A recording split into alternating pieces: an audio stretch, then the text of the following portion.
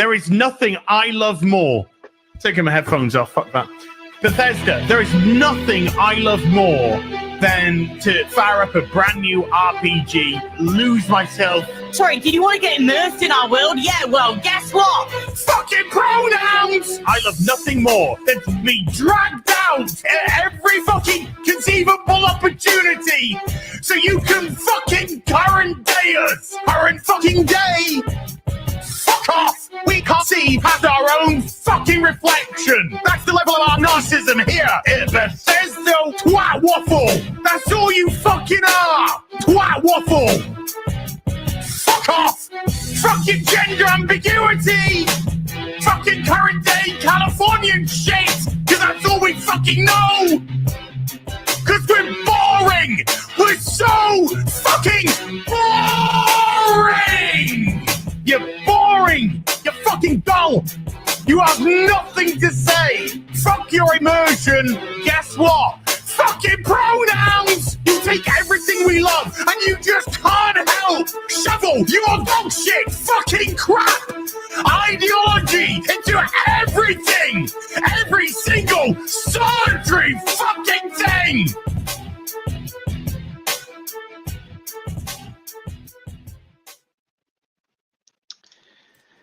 Shout out to the great Perry Chan for yet another banger of a rant remix. We don't deserve Perry Chan. We really don't. It's He's true. too good. It's true. He's the glue that holds it all together. Oh, what's up, everybody? Clout Goblins here for your September 9th episode of this little show that we do. I am Flagrant Triggers, and this is my co-host, Mr. Crash Mondo Jr. And how things been going for you this week, man? Pretty good. Pretty good. Yeah. I'd say. Yeah. Well, we're gonna get into that. We are. We're gonna jump into it right off the bat. But we got some really good news, and it's not just good news for us. It's good news for everyone. Right. But before we jump into the huge news, let's do a little backstory on what this involves. So last year in March, this was after I'd been watching Friday Night Tights for a while, watching Tim Pool, seeing Gary on Tim Pool, and Gary led me to Friday Night Tights. Friday Night Tights led me to Chrissy. Started checking out Chrissy. For those of you who don't know, Chrissy Mayer, excellent comedian. And she did a show in North Carolina. And I had a nephew that worked at a t-shirt printing shop. So I asked him if he could do a custom shirt. He's like, yeah, no problem. I'm like, is there any limit at what can be on it? No, you can put whatever you want on it, as long as it's not like inciting violence or anything like that. I was like, or trademark shit. I'm like, okay, cool. So made her the shirt, went to the show, sat in the front. She called me up on stage, absolutely made fun of me for good reason, because there's some strange guy with pictures of her face on a shirt that says, what was it? Fapless and Thunder Pussy. So, oh my gosh. yeah. So then like a week later, Frank said that Teespring or TeePublic, I can't remember which one, they dropped her. I say TeePublic. I'm 90% sure TeePublic. But they dropped her Rootin' for Putin shirt, and he's like, hey, if somebody wants to do this, it'd be a good opportunity. So I took it up, got in touch with my nephew, said, hey, how difficult would this be to set up? He's like, it's no problem, you just got to get your own store in set up. So got a store and everything set up within a week, and started making her shirts, and had a couple of little Mimi shirts for myself. At the end of last year, we were averaging, let's see, the big one was the Make Marvel Milligan shirt. There were over 200 sales of that on a 2-week pre-order. And we went from averaging like 6 to 8 shirts a month to over 100, 80 to 100 at least. Well, this past May, the third-party producer that we were using, where my nephew worked, they stopped fulfilling orders, and it had a lot to do with 3 of their top customer service reps just walking out one day. So all the accounts got handed to very fresh new hands, and they didn't give a shit about small businesses, which I find very hypocritical because they said they wanted to get into handling small businesses and getting into the independent space. And they had a really good premise for it because they didn't care what was on the shirts. Your free speech was your free speech. But I gave him chance after chance after chance, and Crash can attest to this because he's seen the store, and there are still orders from January that have not been fulfilled. Yeah. And I just got tired of it. I said, hey, you know what? I'm not going to do this anymore. I'm not going to keep ruining my name and ruining relations with the people that I made in my network because you guys don't give a shit about doing the orders. So put the site on pause, and it's been down for a while. But we have good news. Yes. We have really good news. We are now the proud owners of our own printing machine. That's right. And we got to get it shipped, and we got to get it sent up here. We're going to be working out of the shop who actually did the pre-order for the Make Marvel Milligan shirt, because that was a separate facility than the ones that we were using normally. Because again, the place where my nephew worked, they raised a big stink about trademark bullshit, even though it was parody. Took it to these guys that are closer to me, and they're like, yeah, we'll do that. We just need a bulk order. And now there's not going to be any hangups on what you want on your shirts. You can have any design you want on your shirt as long as it's within, the First Amendment stuff, nothing promoting violence or weirdo lefty kids getting mutilated shit.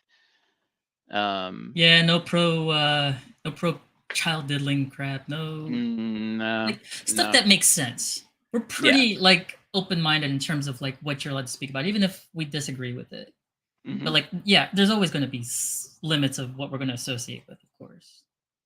Yep, and it basically, as long as it's not hurting others or promoting violence against others, then we don't care.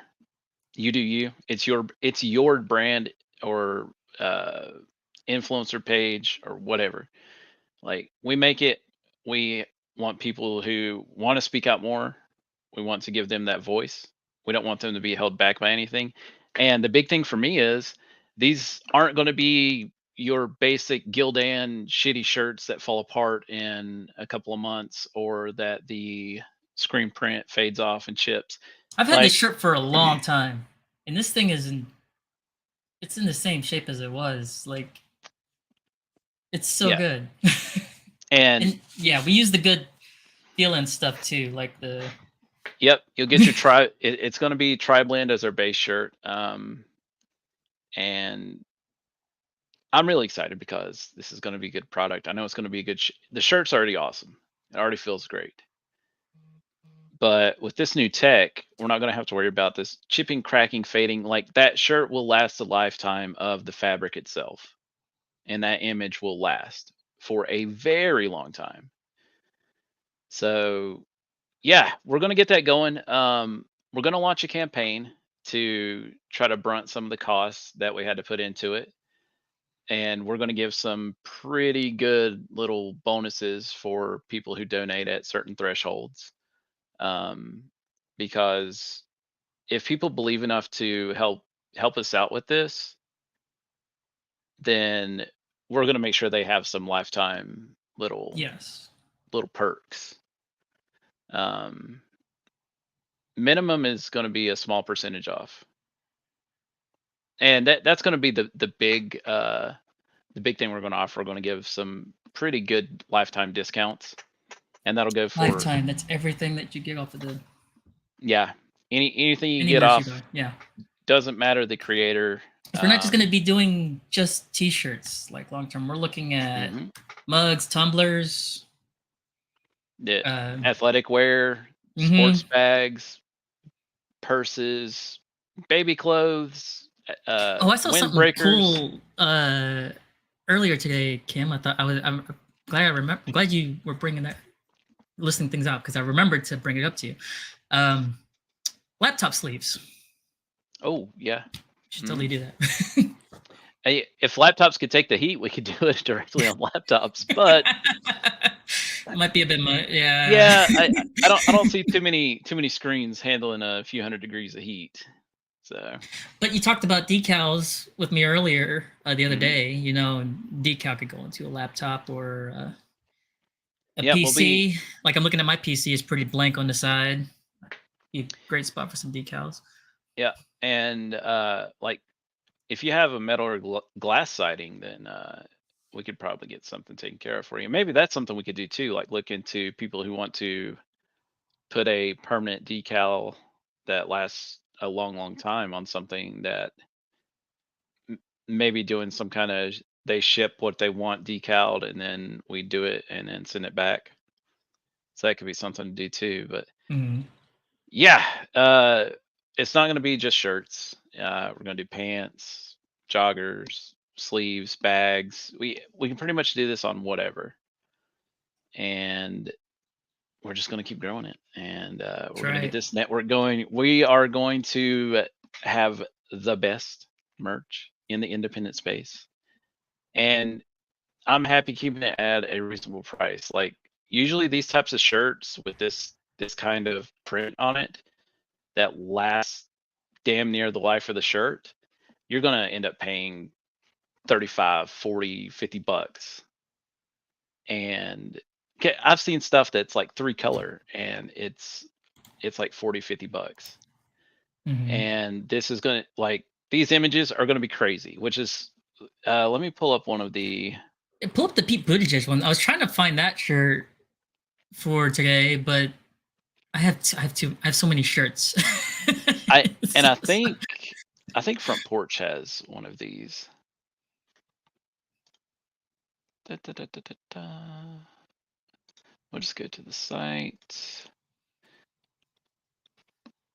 Just give me another idea. You could do another shirt similar to that, but for the guy in Hawaii, their emergency management director that left. Yeah. Oh yeah, that's actually going to be something I'm going to work on whenever we get things back up and running. I'm going to do a shirt like I did for Ohio. So yeah. Yeah, I wish I could find the shirt for today because it looks just like that. All the detail and all. Yep. Like what you see is exactly what you're going to get. Like this is a little blurry because it's zoomed in so far, but yeah, that's computer rendering, not the the t-shirt quality won't be pixelated, I promise. Let me just pull up the actual image itself.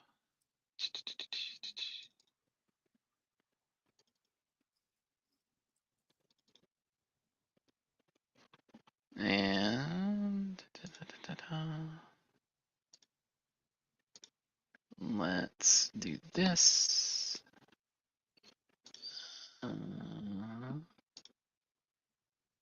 Yeah. There we go. Like, this is the exact quality that you are going to get on that shirt. All the coloring. All right. Hold on, I'll bring that back up in a second. And dude, yes, Nerdy, you do. Nerdy's made some really good shirts on there. He's got some good shirts. We've just created a new Discord, Nerdy. I'm gonna DM you a link to it. It's not. I mean, it's fresh, so I'm not gonna put it out in public just yet until we get it enough mods to handle it. But yeah, let me get you a link. Yeah, this is some Nerdy stuff, and like the colors, like the vibrancy you see on these. Oh, he already had a line? I didn't realize that he had a line with you. Yeah. Okay. I got with him right before things went all to shit with the. Oh, okay. With the other producer, but. Awesome. That's another thing too. Like, I'm not going to have to deal with. There's no middleman. It's just directly from us to you. Yeah, it's all this guy. This is your customer service rep right here. And I mean, like, if I were in North Carolina, I would, believe me, I'd be helping them out too. But and by all means, if there's any issues, you can reach out to either of us, and I'll just get on this case if something's going on. But see, like Nerdy, he knows exactly what the issue was with the old company, because he's been waiting for a long time for a replacement shirt that they screwed up, and I would email, text, like, for just his shirt. I'd say at least 15 emails, texts combined, just to get it done. Nerdy, there's like half a dozen orders that have been outstanding. Mm-hmm. They're at the top of the list. As soon as the machine's installed and ready to go, y'all stuff's the first stuff to go through and get shipped out and finally fulfilled. That is, that's definitely priority number one. As soon as the campaign wraps up, the first shirts that are going to be printed are the orders that they did not fulfill on their end. And that makes me happy on its own, because, like I said, I can go in, I know it's done. I don't have to deal with somebody bullshitting me and frustrating my customers more. We know, and more, Nerdy. more we know, more. we know you're cool. Yeah, it's all good. No, dude, I don't blame you at all for hating the bullshit that you had to go through because of them. Like, I can't fault you for that at all, because I would be pissed off too. And it's like, yeah, you paid money, you expect a product. Mm-hmm. And him, and then we had Rachel on a couple of months ago. Like, they know, like, if they had questions or something, I would get back to them, and I'd send them stuff and be like, "Yep, I'm on it. I'm trying to get them to do it." And I just got tired of it. I got tired of it, and it sucked, because things were starting to pick up very well, but I was very hesitant to add many new people on, and there were some decent accounts that I had a chance at, and I didn't want to approach it, because and I'll just go ahead and tell you the business too. The business is called Innovative Inc. And they wouldn't follow through. They would always say, "Yeah, we got it taken care of." The account manager is always like, "Yeah, we got it taken care of." I'd email the management after he screwed up or he missed it. Nothing ever got resolved. Like, it was so bad that I had a meeting with the account manager, the person doing the orders, who was actually making the shirts, and the upper management, and there were like 12 orders. He's like, "Yeah, you guys should be able to get this done in a week, right?" And they're like, "Yeah." Didn't even get half of them. Technically, that should be able to get done in like an hour. Yes. There really is just no excuse. No, there wasn't. Yeah. And it sucked, but I think I did the right thing in just pausing everything and cutting ties with them, instead of continuing to ruin the name and the relationships I had in the network and everything. But we've got our space now, we've got our machine, and as soon as it gets up here, there's gonna be a little. I gotta do the training course to learn everything and figure out how to operate the machine and make sure it stays crisp, clean, and running. But after that, like, it's balls to the wall, and I'm going to pursue everything I can. So it's gonna be good. That's our good news. Yes. Free speech is back, baby, and you can put it on any fabric you want to. So.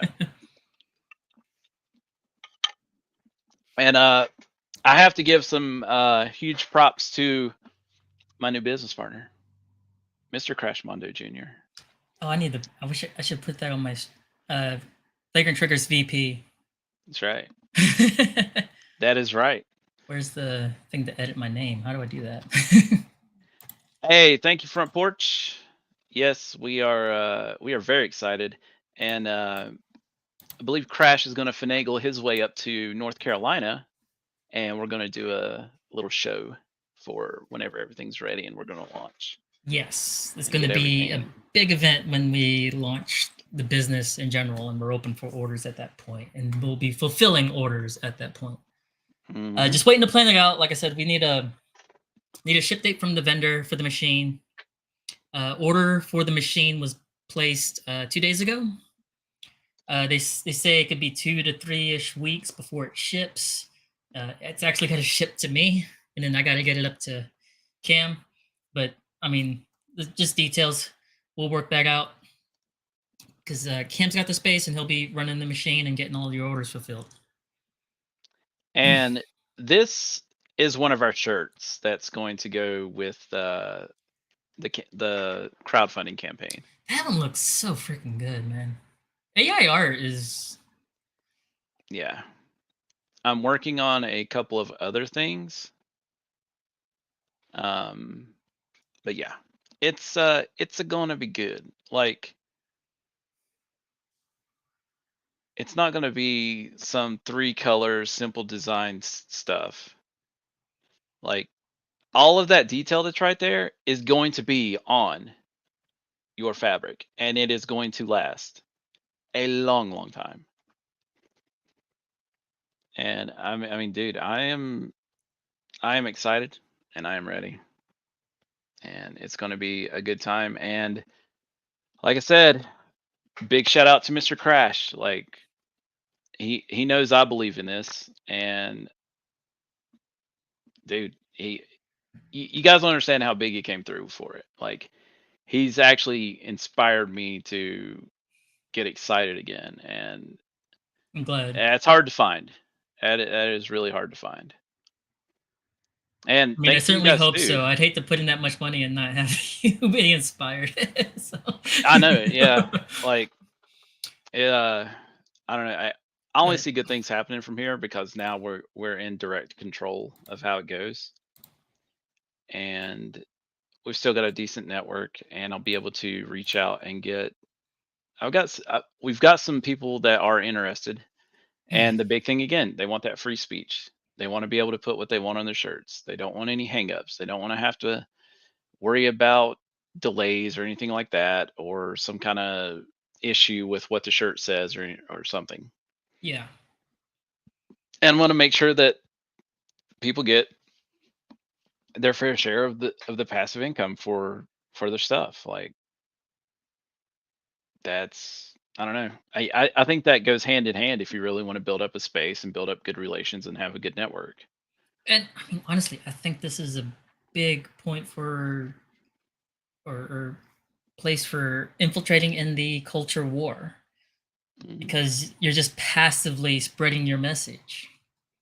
For those who have a message, come to us, give us your design, we'll make it happen, and you can. Yeah, that's definitely going to be on there. Sorry. Yes. Yeah, and yeah, like Crash was saying, I don't have a problem working with small people, and I'm not, unless things just get absolutely insane. Like, I'm not gonna try to break people for starting up their own line. Like, if you make the product and you got the imaging and you send it to me and put it on a shirt, like, if it sells, you're gonna get the money. Like, and I'm not gonna. I've never done some big startup fee or anything like that. I've never done a startup fee. That's the great thing about your business model, is that it's also like one of the freest open markets in that industry, because it's basically, we'll put your design out there. If it sells, it sells. If it doesn't, it doesn't. The market gets to decide what they want. Yep. And that's beautiful. We're not gonna put limits on you for that. We're not gonna be like we're not coming to you and being like, well, does this shirt sell? It's like, no, we'll put it out there. And we'll just see what the demand is for it. Yeah, there are some shirts that haven't sold at all. That doesn't bother me. It's not. Libertarian Party of my county put out 3 shirt designs. They have sold 1 shirt. I'm the one who bought it. Yeah, but that doesn't bother me. Like, I'd rather it be there and give people the opportunity than them not have them have to pay some kind of crazy exorbitant fee to just have a shirt on a not a big box, but a mass producer site that charges you to have stuff on there. Yeah. Oh, that's one thing we got to do. Yeah. Since everything is in direct control now, we need to get on parallel economy. Yes. Oh, that is a good point. I didn't even think about that. I emailed them a long time ago. And okay. Again, it was right before shit started falling apart, and they got back to me like the next day. But now we need to make sure that there's no way we can get our transaction stopped. Like yes. that's business wise, that's a big thing for the business and the customers. So yeah, we'll be doing that. I really don't, aside from possibly if something comes up with servers and hosting the site, I don't see anything major happening after that. Yeah. So I mean, honestly, if we had an issue with the site hosting, I would not be above just buying a freaking server, putting it in my house. Like, right. At this point, like a server is probably like I can probably get a decent enough server for like a couple grand, and I can manage that. It's yeah. We'll make that. I mean, hell, like the site's not that complicated. I could probably host it on my PC. I probably don't even need a server. No, probably not. Yeah, because it's not like we're running a video service or anything like that where it needs a lot of bandwidth or anything. It's a pretty simple site. So yeah, probably don't even need anything super powered. And nerdy, don't stress stuff like that, dude. I've got plenty of shirts that have never sold on my page. So yeah, it's all good. We're gonna give them all options. Like giving you guys the opportunity. Buy what they'll want. Yeah. And keep putting out new designs out there. Keep promoting your stuff, and you'll get something that sells. Believe me. Yeah, and I've been I need to look at your shirts because because it was around a time when things went down. I didn't even realize you had a line until today. Isn't that crazy? Yeah, guys, we're gonna get it going again. We're back. We are back. We are back. I love that gift that you put in there for the announcement. Like, we're back. It's over. We're back. It's over. It's like, oh, that was so good. Yep, that was for the doubters. That's right. Had some doubters, but haters. Right. The haters can cope and seethe. Oh, well, and just I'm really glad I'm going to be able to give some of the people that I talked to before, who weren't sure about what they wanted to do yet, and then I'm excited about getting back in touch with them and being like, hey, we're good to go. Okay, Flagrant, is there with who we have the your supplier is? Yeah, is there a max limit on that? I mean, I assume that there's obviously some max limit, but the provider I was using before, with the shirts, the tri-blends, I only went up to 2XL, but I believe because the place we're gonna have the machine in, they use they've got a couple of different suppliers, and it's just hunting around and finding, like, as long as I can find something comparable, then yeah, I don't have any problem doing 34XLs. It's just yeah, I'll have to look around and see what's available. Because if possible, I'd like to keep it. I'd like to keep everything tri-blend so everything's comfortable. If I have to go to cotton, I'm going to make sure it's a good, comfortable cotton, like ring spun, heirloom, and not just that stiff, scratchy, thick ass Gildan or Jersey stuff. Yeah, we will do our absolute best to accommodate. Right. As much as we push, like, people, like, being healthy and whatnot, shirts are nice for concealed security. Yeah. It'd be man, I just had a thought of just like, man, if I wish we were already like going because I'm just like, man, we got to come up with a t-shirt design and just give it to a lot of people in New Mexico. Dude, just have a bunch of people just like conceal carry. Like we're missing out on some things, but yeah. but hey, we will definitely get back into the swing of things. That's right. And if everything goes well with this, like my next goal is ammo. Mm-hmm. I want to start making ammo. And then eventually I'll get to my retirement goal of a bait shop at the beach because I'm pretty simple like that. But like one of the things I always hated whenever I'd work for, because I worked for AT&T at a call center a long time ago. Wow. And I hated that job because, well, you were supposed to, the base job was just customer service. I was great at customer service. No problems with cell phone issues. The problem I had was that they wanted you to push and sell the AT&T TV and internet, which was still using phone line connection. And DSL. Yeah. Remember those days? I never could be like, oh yeah, it's better than your cable internet. It's so much because it wasn't like, yeah.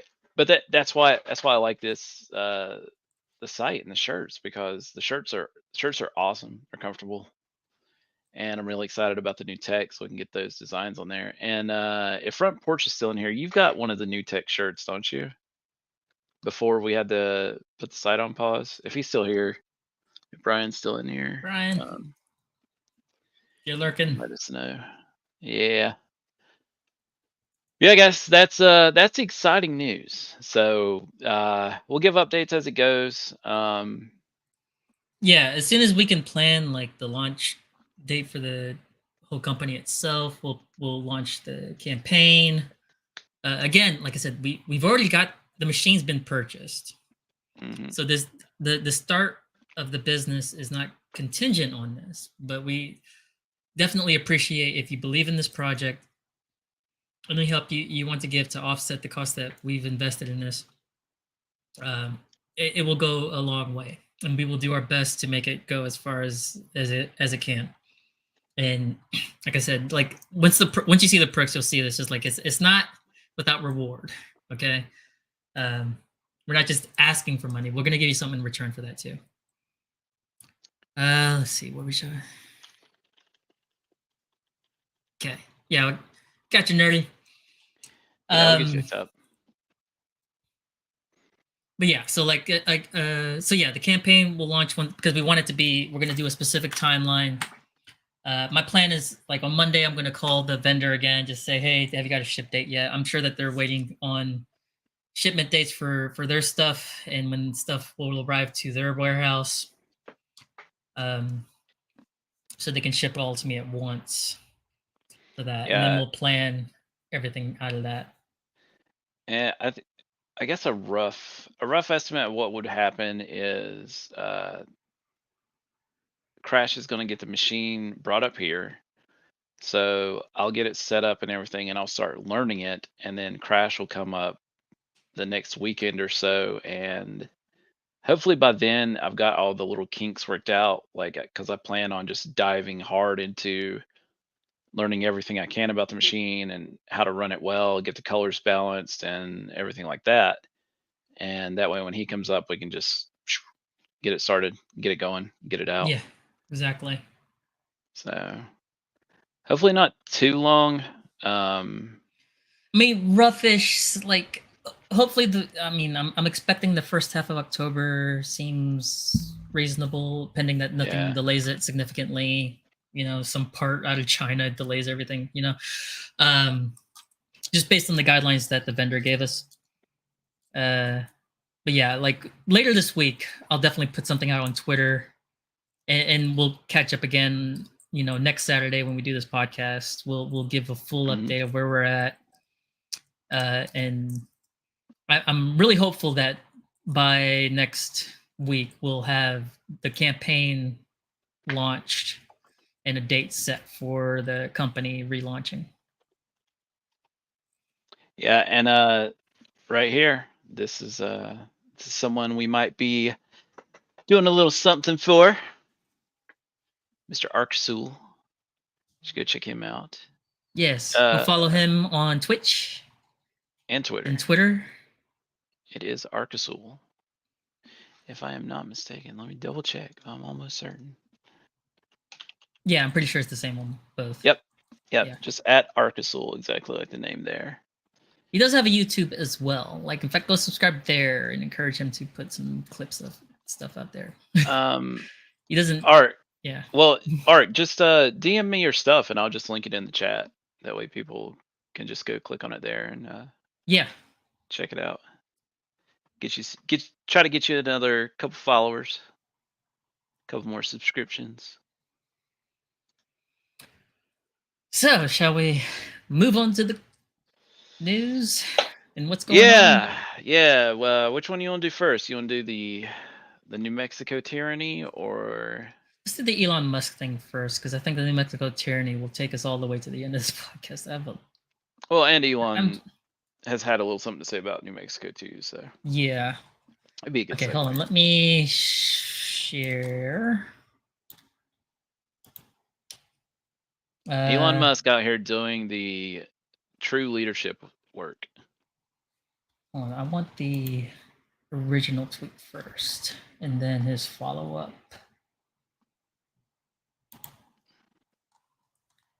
Okay, now share. Ooh. And this got community noted at first, but I think because he responded directly, it got removed. But yeah, I mean, it was just additional context because Elon was trying to clarify exactly what happened. But essentially, Ukraine was asking for him to activate some other part of Starlink or satellites, I assume. I'm assuming that their drones for this attack were somewhat dependent on that link. Yeah, that's what I've heard. Like the drones were depending on the satellite navigation for communications and. Okay. And essentially, Elon said he's saying that region wasn't even activated to begin with. Okay, and then so that was the correction that he put out there, because the original story was that Elon actually interfered with this by deactivating that region. And it's like, no. It's like it wasn't even active to begin with. They were requesting that we activate it, and I took issue with that because I do not want to be involved with their war. So if he gave a bit more clarifying statement here, he said, at no point did I or anyone at SpaceX promise coverage over Crimea. Moreover, our terms of service clearly prohibit Starlink for offensive military action. They are a private company. Okay, so you don't get just to usurp their services for your war whoring. Okay, and so I do applaud him for this. For like, it's just like he's just going to stay out of it. He is providing services to Ukraine, primarily for like the civilians, because internet is an important thing, and the infrastructure got destroyed because of this war. I will point out though that he did, and this is for the U.S. government though. They are a defense contractor. They're building this thing called Starshield, which is similar to Starlink, but it's just more dedicated for military communications. But it will be owned by the U.S. government. He says, like, that's basically the extent that they're going into the war business, really, as far as he's disclosed. Yeah, and that's a little disconcerting to me, because he's basically saying that he's going to take part in the U.S. government's tried and true trope of world police. And I'm wondering if it's just going to be exclusively with the U.S. government, or if he plans to offer similar services around to other countries. Which I wouldn't think he would admit that right off the bat, even if he did. I mean, for doing it for other, because you got to remember this is a satellite-based system. I mean, I'm wondering how much physical infrastructure is involved that's segregated from the Starlink network. So to do it for a different country, how much more infrastructure would he also have to build for that? I'm just curious. I don't know. Without knowing details about it, it's hard to know. Well, it really wouldn't, like, even if you were doing it for other countries, it wouldn't like the U.S. infrastructure wouldn't matter at that point. It would be that country being able to provide the infrastructure. So but we're talking about infrastructure. We're talking about like literal satellites. Yeah. Other countries launch satellites, though. I mean, you're not going to get. I mean, are you going to use the same satellites that you already have in place, or are you going to launch new ones? Like, because if you wanted to not be handling, because he says it will not handle millions of users. Yeah, I kind of take that as he's not truncating traffic over a single satellite, where he segregates it through the same satellite. One, this is for U.S. government business, and this is for public infrastructure. But that they'll actually be segregated, separate satellites, and yeah, definitely. Yeah. Well, I mean, think about it too. If you've got a specific military application on a satellite, you're going to have completely different hardware, software, because that's true. From being able to being accessed by bad actors or other countries. The rules on that are very stringent. You know, and like it's not just it's rare that it's good enough to use a software segregation. Typically, you have to use it has to be an actual physical air gap between systems. There's no way that the U.S. military accepts that. Should Elon sell military services and systems? I mean, I see that as the same thing as Lockheed Martin, Boeing, and them. They're doing the same thing. Google does it. I mean, there's a ton of defense contractors. I don't blame them for jumping into the market and thinking, well, if I don't do it, somebody else is going to anyway. You might as well develop the system and profit off of it. So it's hard to, it's hard for, at least for me, to fault people who take up government contracts, even if they end up being used for like nefarious purposes, like our U.S. government typically uses a lot of things for. No, not our government. Yeah, because like, and this is kind of where I stand on AI, especially AI. AI is a big deal. This is where I would actually encourage people to, like, if you're a good person, you know, especially like, do you know Jesus? If the opportunity arises, by all means go for it, because AI is going to end up taking the shape of the people who form it. All right. Like, God made us in his image. AI is going to be made in our image. And who do you want making that image?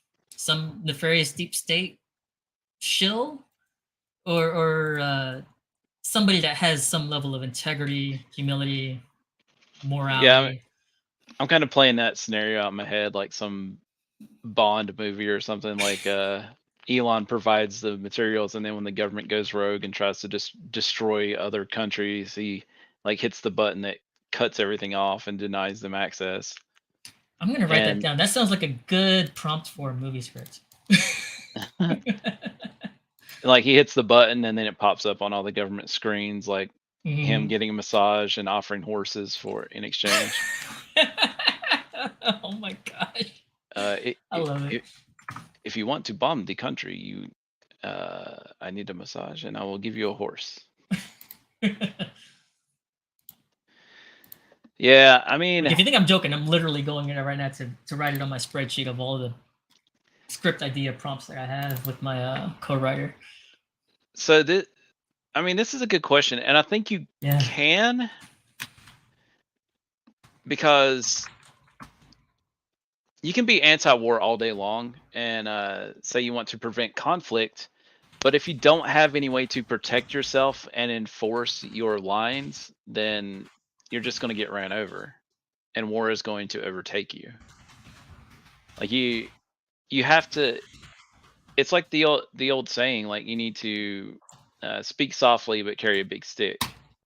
You got to have a disciplined response to things, to where you're not just being overbearing or tyrannical or the planet bully, but you also aren't going to let your people get ran over, your country get ran over, or whatever it may be. So is there a level of hypocrisy to this? I'm going to say yes. Yeah. But that doesn't necessarily make you non-anti-war. Like one thing I will say is, and this isn't at you, Willie, this is at people that I've seen on the internet, especially with that recent Christian argument that you tagged me in, Cam, is this Puritan culture. This happens in like all things, libertarianism especially, and Christendom. It's this Puritan mentality of like, we're going to police everything you do, and if you step out of line just a little bit, then we're saying you're non-Christian or you're not a libertarian. Or it's like I'm so over Puritan culture, Puritan spiraling. You know, it's like we got to stop. We got to have some level of tolerance for the fact that it's the world we live in.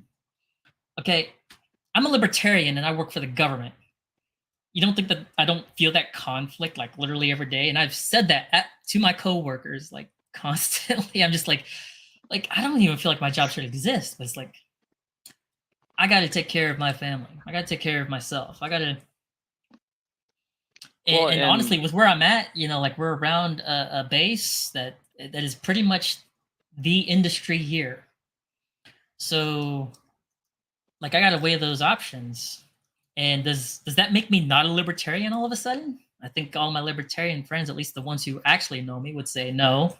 Especially since well, not all of them, but several of them also work for the same apparatus, and they all understand. Like until you put yourself in that person's shoes, it's hard to have empathy for the fact that okay, sometimes we do end up compromising on our principles for whatever sake, whether it's just because we got to be able to take care of ourselves. Or, as I was saying before, sometimes it could be for the good. Like in terms of developing AI, I do think that as much as I'm wary of where that is heading, instead of like telling people we need to like ban it or get away from it, I'm telling people, no, get involved with it. Because if we can get good people forming the AI and training it on good things, we can counter the bad predictions that we have for it. If that makes sense. Well, just going back to the base argument, like one of the big things about libertarianism is you have a right to self-preservation. Yeah. Like it's true. Right to life. It's the first thing. And if you have to defend that life with violent measures, then you have a right to, if it's being threatened by violent measures. Yeah. So, I mean, yeah, I think the level of hypocrisy just really depends on the entity that's using it. Exactly. Like, yeah, that's also true. Like we got to learn to start using nuance for all these things. Like things aren't always like black and white. Some things, you know, I'm going to bring up with that Twitter spat that I was mentioning earlier. Like essentially, there was this guy who says he's a Christian, who was calling out Christians within the fellowship, saying it's just like you're hanging out with non-Christians. And it's like, and yeah, there is a verse in Corinthians where Paul says like, don't even associate, don't break bread. Mm-hmm. But at the same time, Jesus also broke bread with sinners. Okay, and then second of all, we are all sinners.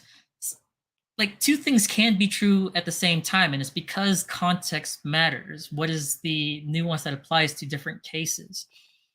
We shouldn't be so hard-lined in reading one thing and saying there's never a case where you should associate with a non-Christian. I'm like, no, that's not the case, because first of all, you can't share the gospel with someone you don't associate with. Yep. Okay, so if you're serious about sharing Jesus, you're going to have to draw some you're gonna have to push that line at least a little bit and be able to get to a point where you're talking with them. The reason why I told you, Cam, earlier is that I don't know if you saw my response to you. I said like he's not even worth it. The main thing that got me was that I just lost my train of thought. The thing that got me was the I feel like that train's like right on the edge of my. It was something that he said that really just got to me, that made me think that it really just wasn't worth the effort to argue with him because it wasn't necessarily in good faith. You said many self-righteous Christians love to police associations. He's making many baseless claims and endlessly Dunning-Krugering that he speaks the truth. Yeah, so I mean, I was looking through the whole like threads and going through the quote tweets and trying to understand, okay, what is this guy railing about? But then he made like a one tweet where he just listed a bunch of more accusations at a bunch of people, and without any evidence, of course. And he just said because you associate with them. Now I remember. It's because he tried to use that as a reason to claim. I was just like, oh, all of y'all are destined for hell. And I'm like, excuse me, I know Jesus. You don't get to tell me that I don't know God. All right. There's so many people who call themselves Christians. I'm not going to try and judge whether or not they really know Christ or not, because I've been an apostate before. Okay. So I know what it's like to not feel the guilt of your own sin, which is a scary place to be. But so I'm going to give him some benefit of the doubt, okay, on that, and just pray for him. I don't know. I think he's being really disingenuous because he says that there's a difference between the sinful and the sinner, and that one group doesn't understand that they're sinning and the other group has knowledge that they're sinning. And I was like, objective morality disproves that. I'm just saying that, like, there is a place for people who have actually known Jesus that I consider having salvation, and they can get to a place where their pride gets in the way and they can't even see what they're saying. So I'm giving him some benefit of the doubt. I don't know him personally, so I'm not going to try and be the judge of his relationship with God. But I'm going to say what he's saying is absolutely wrong. Because one, you shouldn't be used like this whole like policing thing. It happens, and this is to bring it all back. You know, I've been going on like lots of tangents. I'm bringing it all back around. This Puritan culture, like I said, it's permeated Christendom. It permeates conservatism. It permeates libertarianism. It's sickening. It's people who go around and they look for just the one thing to say that you've tripped up on, and therefore just label you as just like, oh, you're destined for hell. You're not a libertarian. You're not a conservative. You're not a Christian. It's like that's hall monitor behavior. It's very prideful, and I would implore anybody who is like that, go read in Revelations about the Church of Ephesus and what he plans to do with that, what he said he would do to the Church of Ephesus. All right, and that's all I'm going to leave it there because I want y'all to read your Bibles. You know, I'm not going to just explain it to you. Well, something else that's really interesting about that whole scenario is this is also extremely prevalent in today's society. Mm-hmm. Because look at the left. Yeah. It's the Puritan, you cannot like these things or you are automatically an apostate. You will never reach salvation, you will never be progressive. You are the evil in the world. Like if you voted for Trump, automatically you're an evil person. No matter what race you are, you're a white supremacist and you believe in white supremacy. Yeah. And it's things like that, and why I believe that guy is absolutely wrong about associating with sinners, because it's just like society today. The only way to really get people to look at things from a different perspective is to talk with them and show them examples of different things that either disprove what they believe or just give them insight into things they might not have enough knowledge on. Yeah, and to break bread with them. And for those who don't understand what that phrase means, it means, you know, like, go get a bite to eat with them and actually well, I'm gonna use that word loosely because yeah, there is a line as far as fellowship is concerned, right? You're not to like worship the same idols that they do, but like, I mean, I'm just gonna point to the example that Jesus gave us. You know, he chose the sinners over the Pharisees, who I'm sure the Pharisees followed the law very aptly. Okay, I'm sure that that's what most people don't get is that when it comes to like if you compare them against the law, and Paul even said this about himself, it's like when it came to the law, he was flawless. And yet even he said it's like, but I am the chief of sinners. But Jesus knew the thoughts of the Pharisees. He knew that it's just like it was all disingenuous because what he wants is the heart. That's what's more important. So if you're paying attention way too much to just nitpicking people's actions and then trying to project what their heart is based on that, no, that is not what Jesus wanted for us. Okay, he said and this is especially, I want this especially be known, like if you're a Christian, Jesus said a new commandment I give you. This wasn't part of the old law. He said, love one another. So it starts within the church. We got to love each other. We got to love our Christians and brothers and sisters. John says in his other letters, he says like if he doesn't have love within him, no matter what he says, then God's not within him. All right. So if you struggle with loving your Christian brothers and sisters, you need to be careful. Like one of the worst places you can be is thinking you are good with God and not having a clue that you're really not, because then you're going to fall under that Matthew 7 group where he says, depart from me, I never knew you. Get to know God. God has a heart for the people. God has a heart for the sinners. He wants them to repent and come to him. And that should be your first priority if you're a Christian. All right. And for those of you who aren't Christian, go to Melanie Mack's channel. She just did a good video yesterday on how to become one if you're interested. Yeah, and one of the things that Jesus was big about is being a good example of a Christian. Because you should know them by your fruits, by their fruits. It all wraps back around to leading people in the right direction and not just leaving them to their own devices just because they don't agree with you. And yeah, I mean, like it's so apparent in society today that holy crap, people need to take a step back and get off the high horse and be willing to talk to someone, because I also believe that we all have a lot more in common than we have different. Yes. There might be a couple of things that we extremely disagree on, but most other things, especially for middle class poor people, there's so much more in common than there is different. And someone I think is a really good leader in the breaking bread and not being so self-centered on their own movement that they won't associate with the other side is Jimmy Dore. Like, if you guys don't watch Jimmy Dore, you should, because he's a prime example of having a lot in common with someone that you don't agree with all the time. Because he is railing against the corruption and greed and wastefulness of the government all the time, and he doesn't care what side it's on.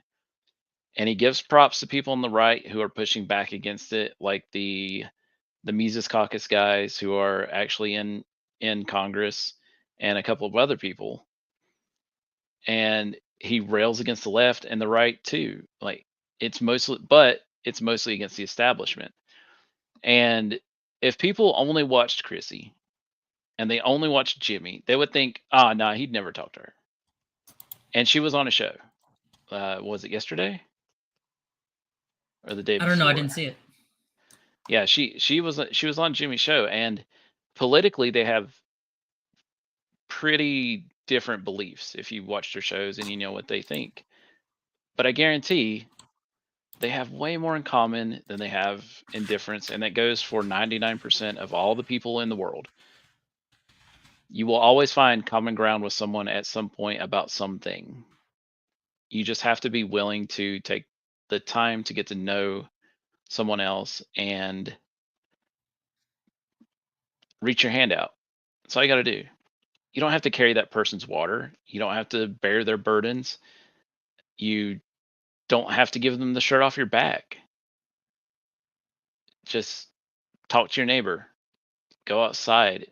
Get to know your community. Yeah, loving with your neighbor starts with having a conversation. Mm-hmm. Like, start there.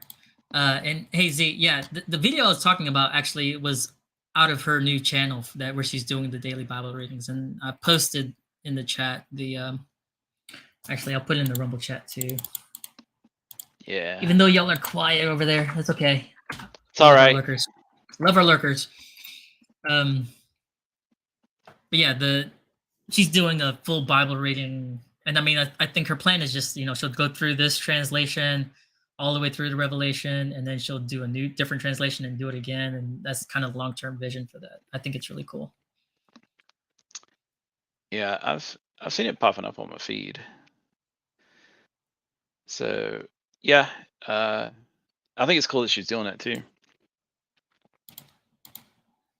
because she's setting an example. And she knows everyone's not going to agree with her. Not everyone's going to watch.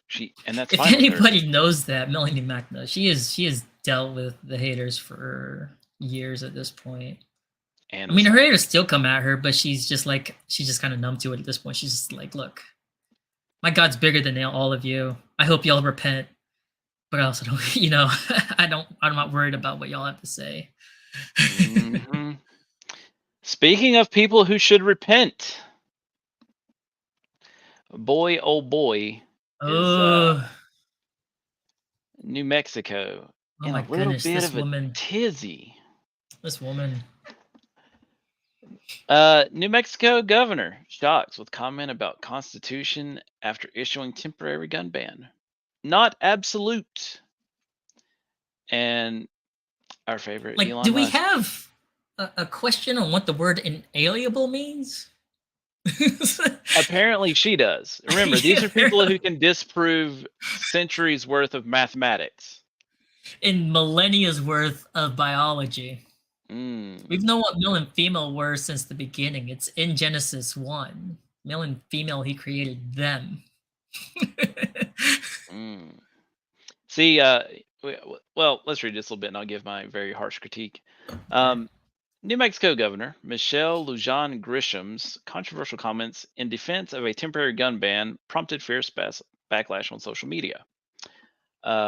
One of those examples is from Mr. Tim Pool, who said, police should arrest her immediately. I 100% agree. And so does Elon Musk. And then you have idiots like this. She should be, but so is Trump. Why those double standards? First, learn some fucking grammatical English. And then get the TDS out of your asshole. Because, Jesus. Trump never tried to take away people's inalienable rights. Now, if we want to talk about the war crime stuff, which every president has been guilty of, we can have that debate. Yep. But apply it equally. Exactly. This is what I'll never forget the time that, because I was in Afghanistan at the time. This was under Obama's administration. I was working for the U.S. Army as a civilian. And there was an article that came out, and it was going around the conservative news circles, and it didn't quite frame it accurately. And one of my friends had posted about it and said something, and I said, hey, this is what's really happening. I'm here. I can speak to this. Let's crucify him for the right reasons, not for made-up ones. And this is where I stand with Trump, is that, with the stuff they're indicting him for, it's BS. Okay? The reason why they won't indict him for things that he has done that were wrong is because they'd have to go after every single president before him that's still alive. They've all done it. All right, and we're talking about the war crime stuff because they've gotten us in wars. They've droned and bombed the crap out of people around the world, mostly in the Middle East, and innocents have perished because of it. And somebody ought to be held to account. Does it go all the way up to the presidency? Libertarians seem to definitely think so, and I think some conservatives certainly think so. But let's have the debate. Let's have the debate whether or not they have whether or not Trump himself and Obama himself and Bush himself hold responsibility, Clinton, for those actions, and then if we agree that they do, hold them to account. Of course, I mean, I'm just pontificating. It's not like we're anywhere close to prosecuting any of these presidents for war crimes. Well, and honestly, to me, Trump is the least egregious of all of them. I mean, he actually held back when it came to the Iran thing because they shot down that drone, which was considered an act of aggression, and it was like moments away from bombing the shit out of an area, and he called it off because he didn't want there to be excess civilian casualty. So honestly, I do not have enough knowledge on the foreign policy stuff to speak to that specifically. But well, I mean, yeah, that's not giving him a pass. Huh? That's not giving him a pass at all because no, I agree. I'm just saying. No, and I know what you're saying.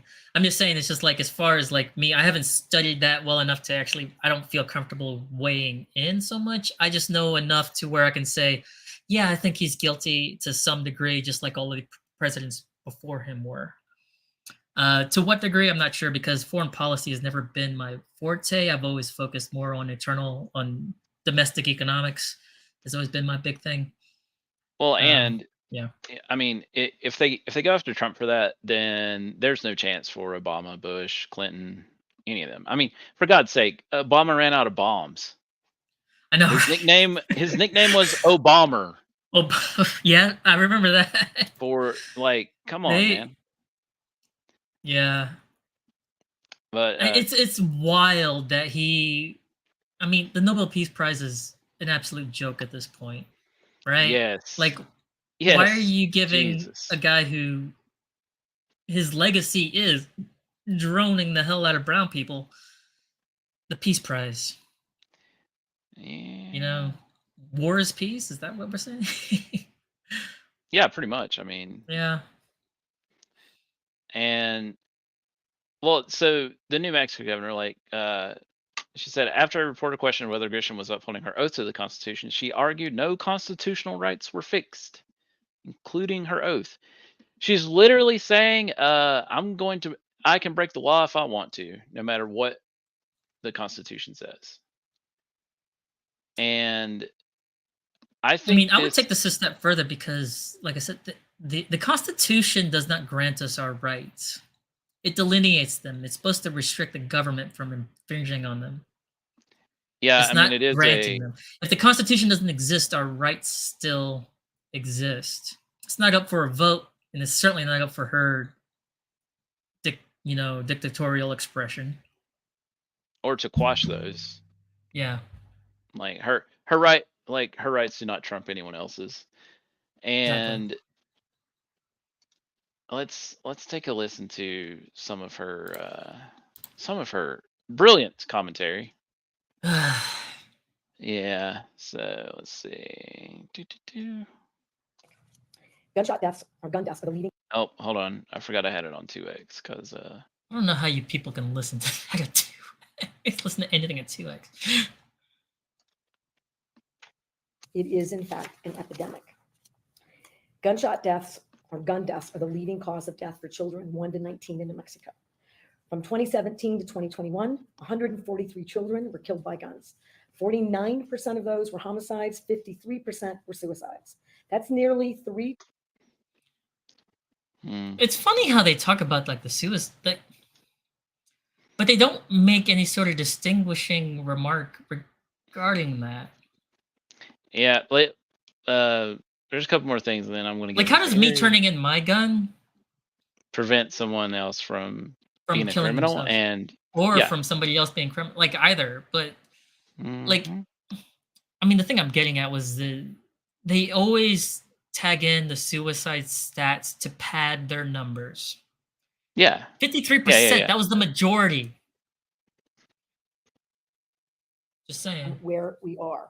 So effective immediately, no person other than a law enforcement officer or licensed security officer shall possess a firearm, either openly or concealed, within cities or counties, averaging 1,000 or more violent crimes per 100,000, and more than 90 firearm-related emergency department visits. So to put that in sort of a layman's terms, for 30 days in Albuquerque and Bernalillo County, it's the only place that meets both those standards. Statewide order, but only one place meets both criteria. We have far too many ER gunshot visits, and we have far too many crimes involving firearms. We are suspending open and concealed carry. The purpose is to try to create a cooling off period while we figure out how we can better address public safety. Right, pause it, because nobody cares about your purpose. Anybody who is in that county, this is what I want to encourage you to think about doing, if you're so brave. Take your gun, put it in your holster, open carry, downtown, until you get arrested. And it's just an encouragement. You don't have to do it, obviously. Here's why. It gives you standing to take this woman to court. I'm going to be a good Christian today and not call her the names that are in my head. Oh, okay? I'm going to. Okay. I'm well, okay. I'll leave that between you and God to sort out. But okay, anyway, I got distracted by that because the names are, believe me, I want to call her bad names for this. And she absolutely deserves it. But if it gives you standing to take her and her government to court over this order, it is something that you could do to help in fighting against tyranny. If you can get the courts to side with you, it sets the precedent that what she did was wrong, and then they can't do it again. And it makes it easier to overthrow if they try to do it again. Like, I understand that like the left tends to ignore rulings anyway,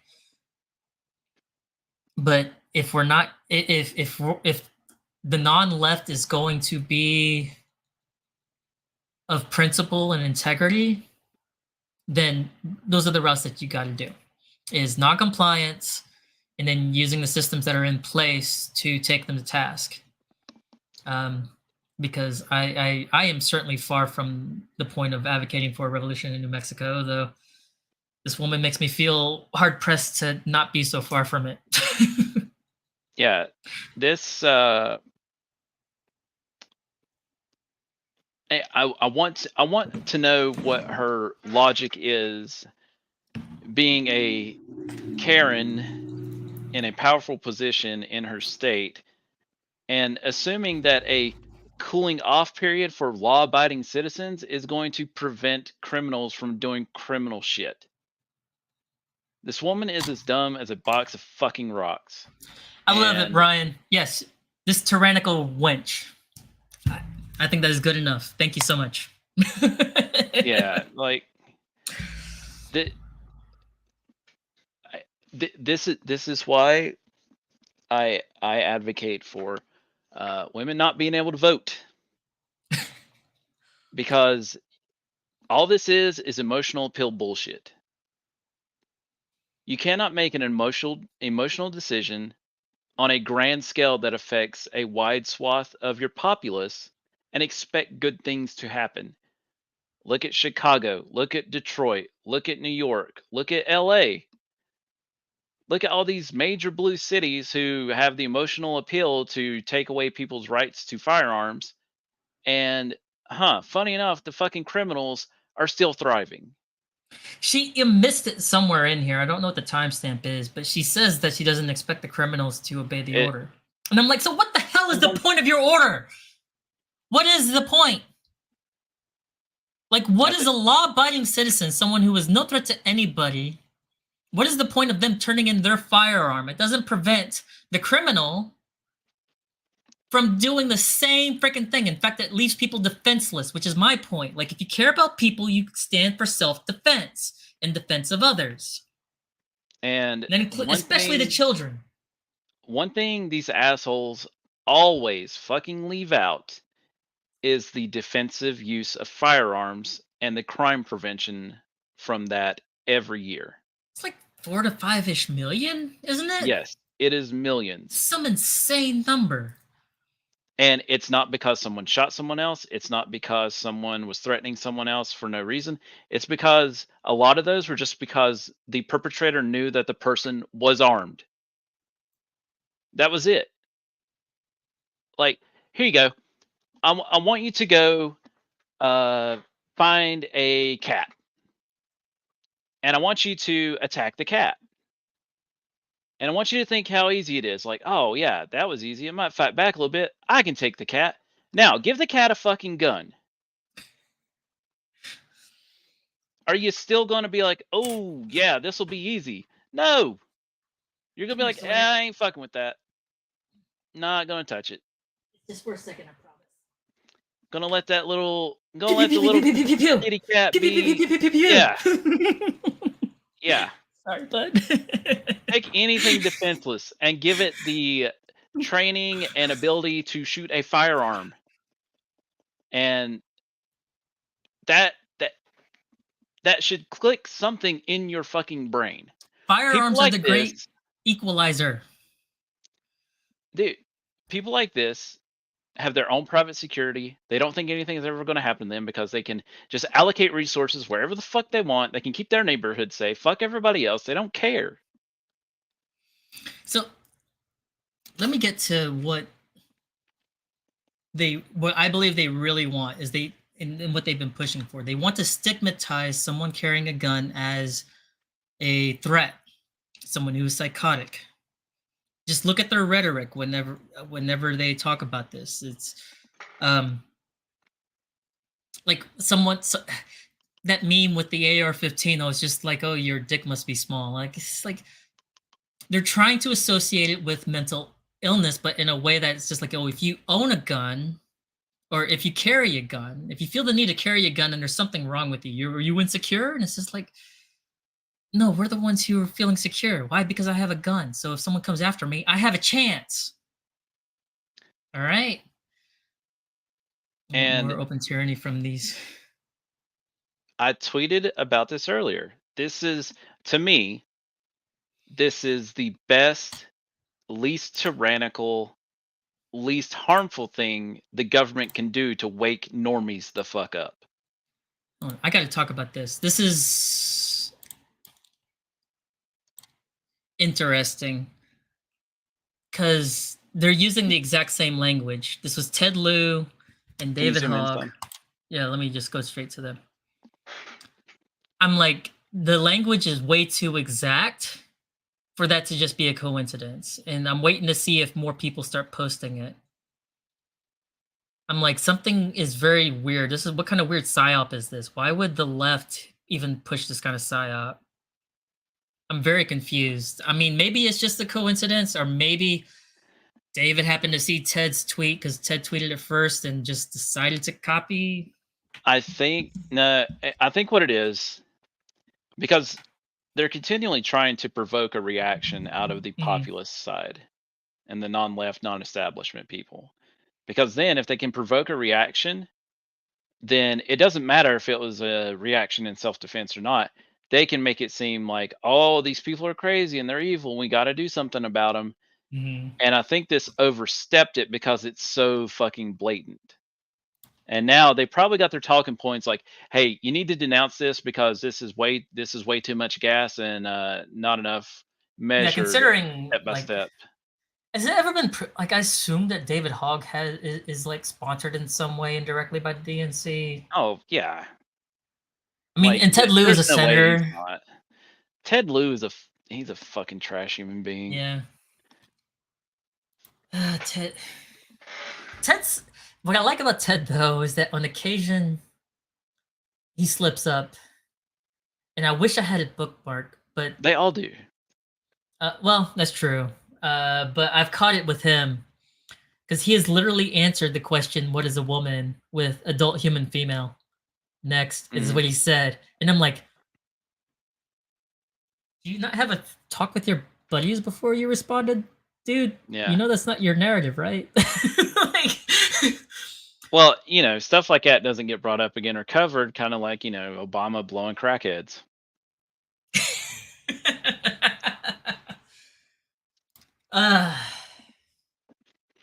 To be clear, Yeah. while I am Christian and I consider it, God considers it an abomination, but I'm a libertarian. I'm just like, I'm not gonna force you to not. Look, Obama, if you're gay, just out with it. Okay? Michelle, you want to tell us something? I wish I would have bookmarked that picture. Because Big Mike looking a lot like Mrs. Obama. I mean, that's the weird thing is it always ends up being projection where they say that you're afraid of trans and homosexuals. It's like you're the ones who are hiding it when it's actually you guys, right? Look at who's that black basketball player, the female that I am positive is a man. Yes, the one that got Brittany Griner. Yes, thank you. That's a dude. That is a dude. There's a video of her. There's pictures with this person with their shirt off, and it is a man's chest, torso. Yes. She did not have a mastectomy. There are no scars. She's not some. Yeah, that is a man. So it's like, no, why are y'all afraid of just embracing it? Maybe it's because you know that there's something wrong there?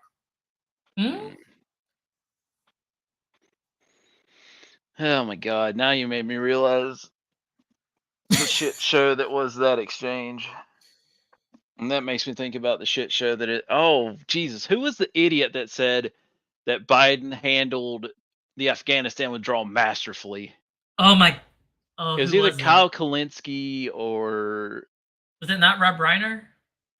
Maybe. I don't remember. I remember seeing that, but I'm like...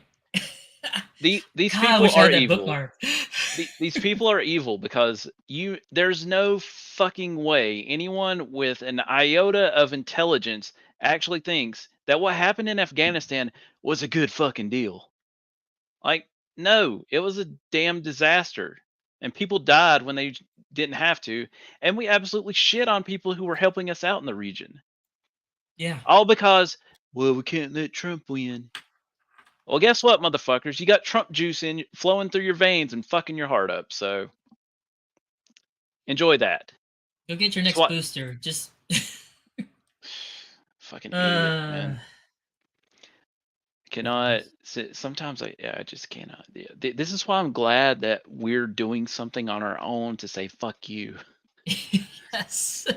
Like, oh my god. Ugh.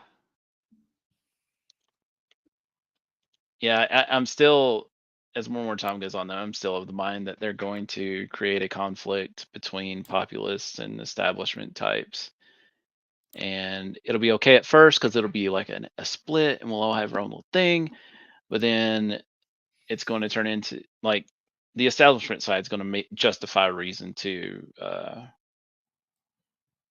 throw a lot of tyranny at the non-establishment folk. Yeah, it'll be. I mean, we'll just have to see how that ultimately plays out. Well, I mean, they're failing hard. Yeah, and the states can make sure, like the states where we actually have at least halfway decent governors, or even neocons that at least pay attention enough to do the right thing in the end. Mr. Abbott, they can stand up and make sure that whatever their efforts are, the impact is kept to a minimum. Ron DeSantis, I'm talking to you. You're my governor, sir. I didn't vote for you this last time, but if you want my vote, take a stand against the feds. You know, tell the ATF if they show up here, you're going to arrest them. But instead, we have red flag laws that you've been in full support of. So I implore you, reconsider your position. Please. All right. You have a super majority in our legislature. You can make anything pass that you want. I implore you to use it for good. Republican majority for Congress, and they do jack shit. I know. I was just arguing with my well, not arguing. I was ranting to my dad earlier today about that, about how McCarthy is just a joke. He's such a joke. He's a fucking stooge, man. Gates has finally started calling it out, and he has apologized. He said, like, y'all deserve better, and I should be doing better. And it's like, yes, Matt. And by the way, I'm in your district. You owe us better. You promised us better. So please figure it out. Well, I mean, anything that I can do, to, you know, I can't do it in my official position as in the LP, okay? But you know, and when it comes to freedom and forming a single issue coalition, if we gotta rally people to do a protest somewhere, maybe in Tallahassee or something, you know, let me know. You know, well, I'll get something out there. I mean, I hope more of this New Mexico type shit that's just blatant and in their face. I hope it happens more, because Jesus, do we need people to wake up?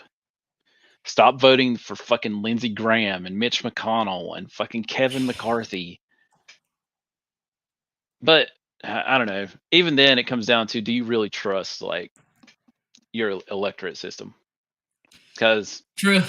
I mean, we've already seen how much we can't trust it, and the question has been, how deep does that should that mistrust go? Like, even on, I mean, just the GOP side, when it comes to libertarians as well. Like, one thing that doesn't come up much is during 2020, it was suspected that some votes were stolen from Jo Jorgensen.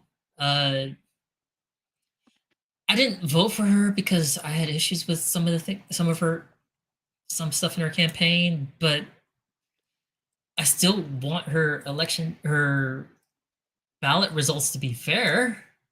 All right. And so I was highly disappointed that the LP didn't, and maybe it's a funding issue, we're a small party, but there wasn't much pursuit in trying to, like, I don't know, taking much more legal pursuit, you know, taking it to trying to file a lawsuit and say, hey, we think that there's been some misconduct here.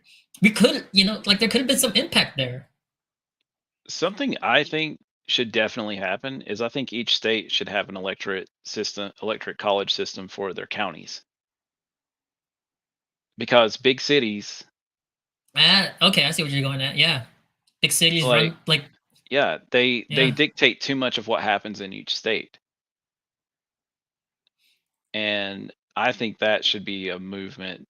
Someone in either the conservative side, the populist side, the Mises caucus, like, something needs to balance that shit out, because that has a lot to do with the bullshit we have to keep putting up with too. Mm-hmm. Like, big cities should not have that much of a stranglehold on a state just because they have a shit ton of people crammed together. Especially since they're the ones who are the resource sink, and the rest of the state is the resource provider. The big cities taketh, and the small cities giveth away. Yes. Wow. It's dumb. And I don't know why that hasn't been a bigger push recently, because I'm sure people are aware of it. I mean, look at the Greater Idaho thing. Mm-hmm. That's exactly what it boils down to. The people on the eastern side of Oregon are tired of the western side of Oregon with the big cities just extracting resources and then making laws that punish them. So to benefit them. When it comes to action, and it's not just political action. What was that? I gotta take a piss. Okay. But yeah, when it comes to action in general, like this is in the workplace, and this is political action. like 5% of the people do all the work. And that's the sad thing. I mean, sometimes I think it's much less. Like my local libertarian party, we have several hundred libertarians here, but the number that come out regularly, it's in the single digits. And by all means, if anybody's got suggestions out there for how to entice more people to come out and actually participate and take action, let me know.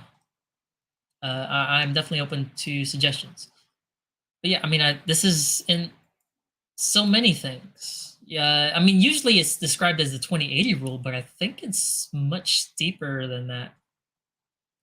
Like, I think it's honestly like less than 1%. I think it follows closer to the Pareto distribution, which I don't remember the exact numbers that's supposed to be, but it's a small percentage do all the work. So like at your workplace, it's generally a small percentage of people that do most of the work, and the rest are generally dead weight.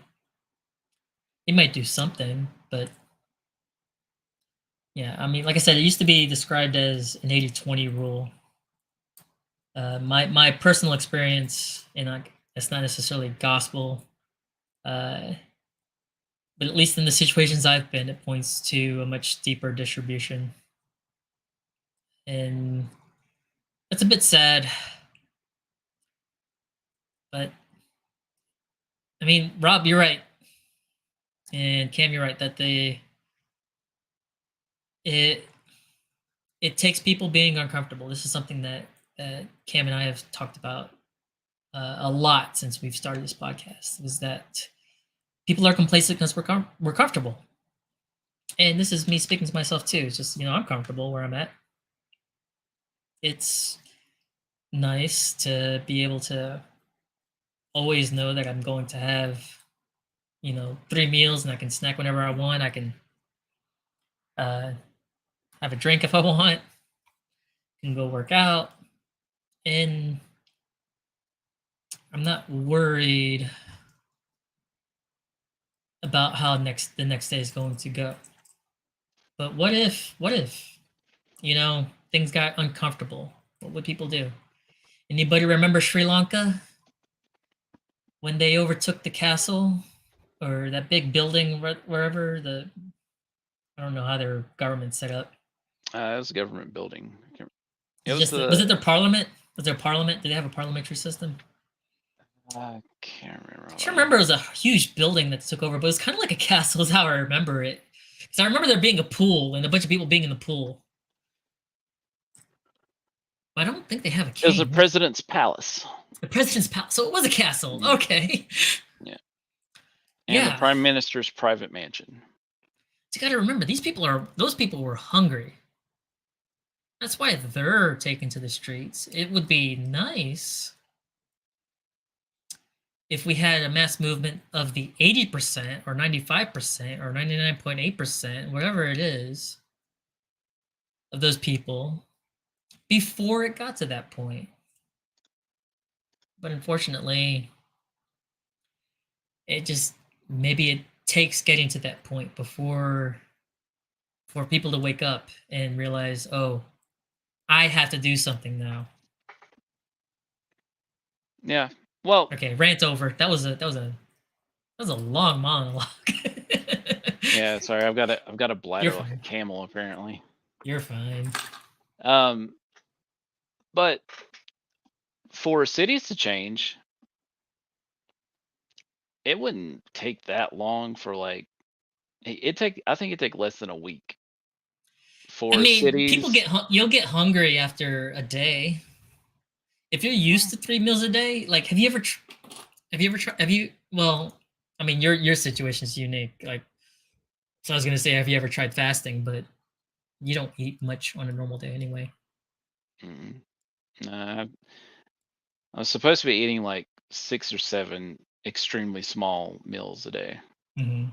And by extreme, like a couple of bites of food at a time. And which is good for metabolism, but I don't know if I could fast because I don't make enough lipase. It would be Yeah. I probably could for a little bit, but I couldn't do an extended fast, I don't think. Okay. I think my pancreas would blow up before then. Well, I mean, it's been decades at this point since the last time I've actually fasted for spiritual reasons.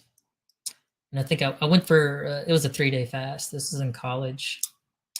And yeah, I mean, I was hungry midday the first day, really. Like, Yeah. I had my dinner the night before. I didn't eat breakfast the following morning when I started, really. By lunch, I'm like, oh my gosh. So yeah, I don't think it takes 72 hours before people are just like, oh my gosh. No, in a city where you're used to just walking to the corner store and getting a deli sandwich. Like, how's that? That's gotta happen in San Francisco. Like, I don't know how stores are staying there for so long, because I mean, I would imagine if that store, if you have a store there and it hasn't been hit, well, it's just a matter of time, because the stores who have been getting hit are pulling out at this point. I mean, they've been pulled out. Some of them have been gone for months at this point.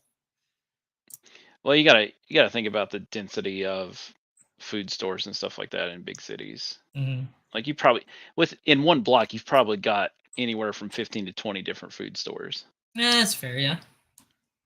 But imagine the chaos that would ensue if the rural counties stopped delivering to big city counties. It would not take long. Everything would run out within 2 days, probably, as far as normal resources. Like 2 days tops. When you think about some of our most dense population centers, it's just no way. I mean, remember when the whole toilet paper thing happened? Oh yeah. Yeah, that did not take that. That was within a day where you couldn't find a store that had any in stock. That was honestly just a little bit unnerving. Like, people were starting to buy bidets on Amazon, and I don't know if those ever went sold out or not. But yeah, that's when my kid. Yeah. That's when my kids learned about the garden hose. Oh yeah.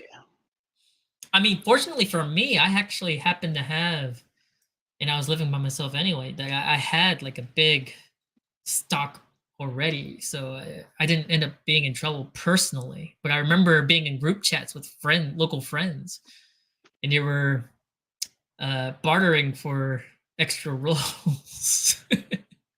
Well, I mean, you saw the memes. Or asking for, like, is there any place that has any in stock that I can go to real quick? Anybody know? Or, anybody got any things to spare that can hold me over for a few days? Yeah. Yeah, but yeah, you take that and then you apply it to every resource available. People are going to lose their fucking minds. Yeah, as Gerald talk about Celente, violence erupting.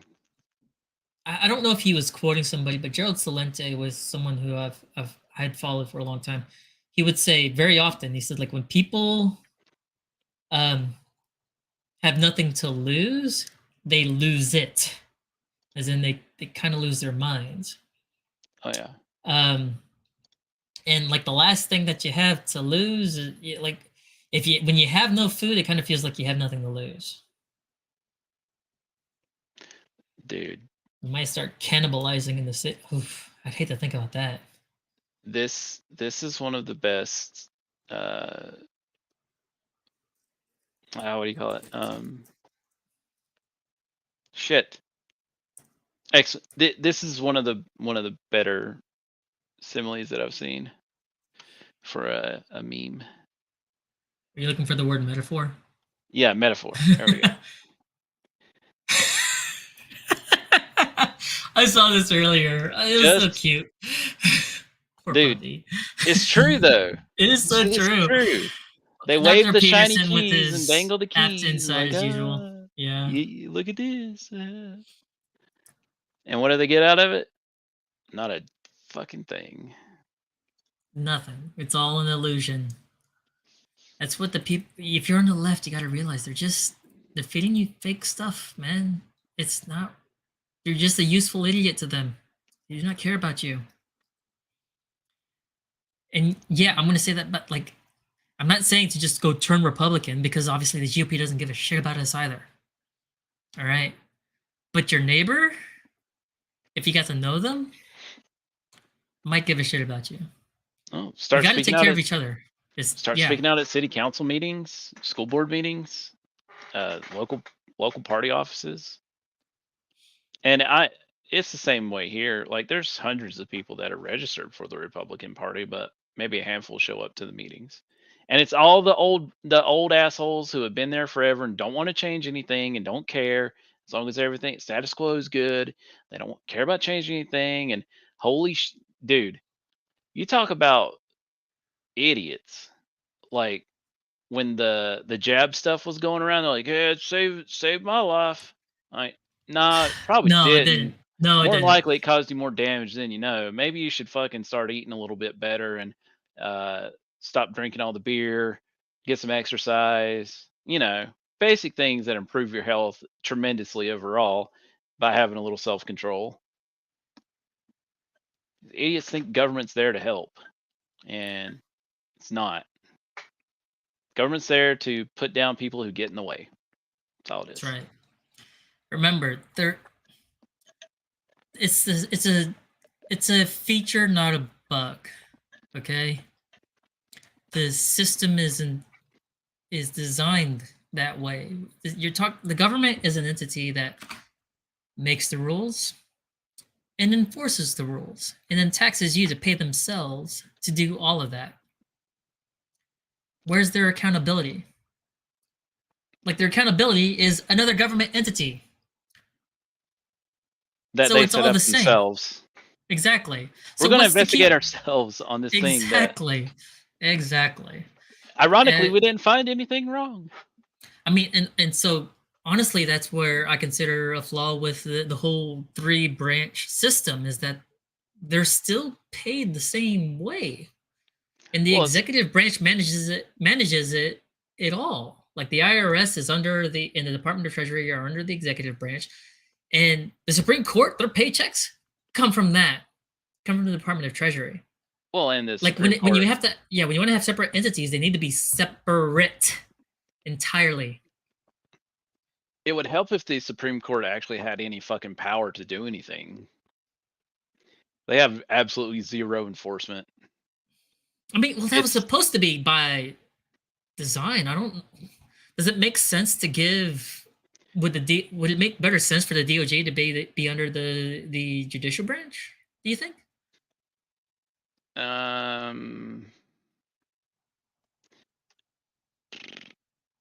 Yes, because if a major part of your judicial structure is under the control of a separate branch who is, come on, they're corrupted as shit. I think. Where would you hold them accountable as well? Should there be? I mean, this is why I'm a bit of an anarchist. I'm just like, I don't know that you can design a system that's actually foolproof. Well, yeah. So they'd find a way to co-opt the Supreme Court and the judicial if the DOJ was under that. But ideally, the Supreme Court would uphold the Constitution as the core value, and anyone who went against that, they had the authority to arrest, detain, and whatever to keep anyone who would go against the Constitution or use political favoritism to get out of things, like something to keep everything equal, because laws are supposed to be applied equally. But yeah, again, there's so much corruption in every branch that there's no way it wouldn't, even if the Supreme Court had authority to enforce the laws as they are and apply them equally, you'd still have separate tiers of justice. Yeah, and this is where I'm going to bring up where one of the biggest shames of the GOP is where they have governorships and super majorities and just majorities, and they don't take a stand against the federal government. This is where they could provide balance. This includes in Florida. Okay, I'll give Ron some credit in, at least in rhetoric and in the public sphere. He has stood up against what the federal government has been trying to do.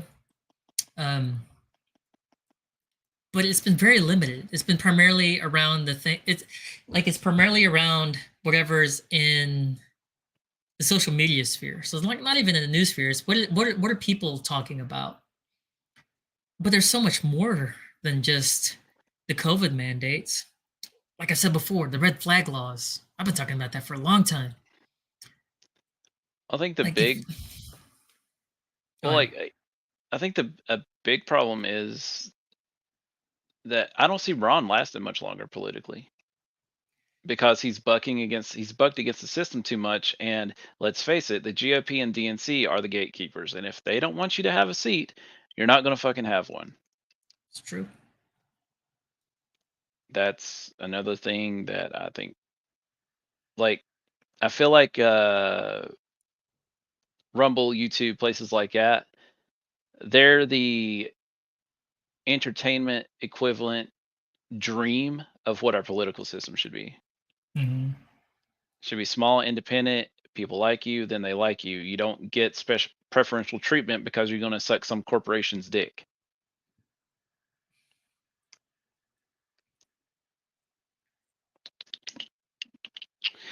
Oh, what's up, guys on Rumble? I see you lurking. Oh yeah, I see you guys. Yeah. Hit that like button. Yeah, guys, hit the like. Share the show. That's the best thing you can do, honestly. That's right. Spread the word. We're back. Yeah, we are back. Good things. We're going to give you guys great t-shirts and more now. It's going to be a wild time. Yeah. Yeah. It's not. That's a pretty apt description. Well, it's incremental tyranny, at least. Yeah. I suppose that's better than just straight up dictatorship. I mean, and honestly, I think that's because of the Second Amendment. Like, if we didn't have guns here, oh yeah, they wouldn't worry about it. They wouldn't care. They just impose whatever rule they want because we can't fight back. But I guarantee you that there's always a worry about, like real insurrection. Okay, and I mean, I don't like violence. I prefer that we find peaceful ways to resolve these kind of things. But those motherfuckers are pushing it. Yeah, they really are. Say, like, at what point do you stop letting your life be destroyed? Yeah.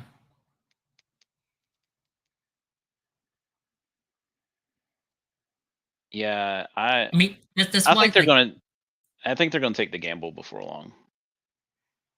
I mean, the good thing is, yeah, they don't have a choice. Well, the New Mexico, the city police captain's like, yeah, I'm not going to enforce that. Okay, and so I want to talk about that. I'm not going to give him too much credit because that sheriff did not. Yeah, I hear you, Rob. That sheriff never actually said that I refuse to enforce these. His language was that I have reservations. He danced around it. He danced around it. He basically said we're not planning to enforce this, but he said like we still want to collaborate. I would have. And then the local police chief said, "Oh, well, it's the state's responsibility." I'm like, and I told this. Well, I mean, I don't know if you saw it, but like my quote tweet was, "If you had integrity, you would tell the state law enforcement, if you're going to try and enforce this in this city, we're going to arrest you." Anybody out there that is a police officer, if you have integrity, stand against this, all right? And that includes standing against the greater law enforcement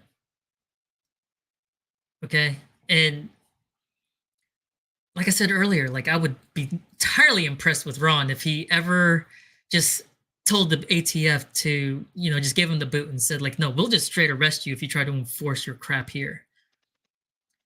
Y'all have the power to do that. When are y'all gonna exercise it? They rely on y'all's help to truly enforce their laws, because I guarantee you the state of New Mexico does not have the resources. Well, I say that only if the population has the stomach to actually peacefully non-comply, as Willie has stated, peaceful non-compliance. As I stated at the very beginning, that if people would just, just say screw you, and then carry openly and dare the law enforcement to come after you, don't start, don't have to get violent, don't get yourself hurt, don't have to hurt them, just use it to get yourself standing so that you can take them to the courts and make them and punish them in a peaceful way. Like, I understand we're running a peaceful option, but that's one of the things that we do have still, is not all of the judges are corrupt. There's still some good ones out there. There's enough out there that give me hope. I don't know, man. They just keep chipping away and chipping away and chipping away, and like I said, I think within next year is probably going to have a big event happen, if not sooner. Yeah, next year's an election year. We know they got stuff planned, and if they don't, they're going to figure something out. They're just incentivized to drive conflict, because that's what keeps them in power. We got to figure out a way to deal with the useful idiots which is, the division is between us and the useful idiots on their side, right? And when I say their side, I'm not just talking about lefties. I'm talking about I see people on the right who stand up for the establishment, and it drives me nuts. I'm like, you call yourself a conservative? You call yourself a libertarian? Are you kidding me? No. You got to learn what the real us versus them is. They wear those monikers like the deep skin state. suits.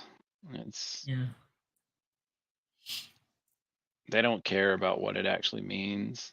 They just care about being able to fool you long enough to enrich themselves.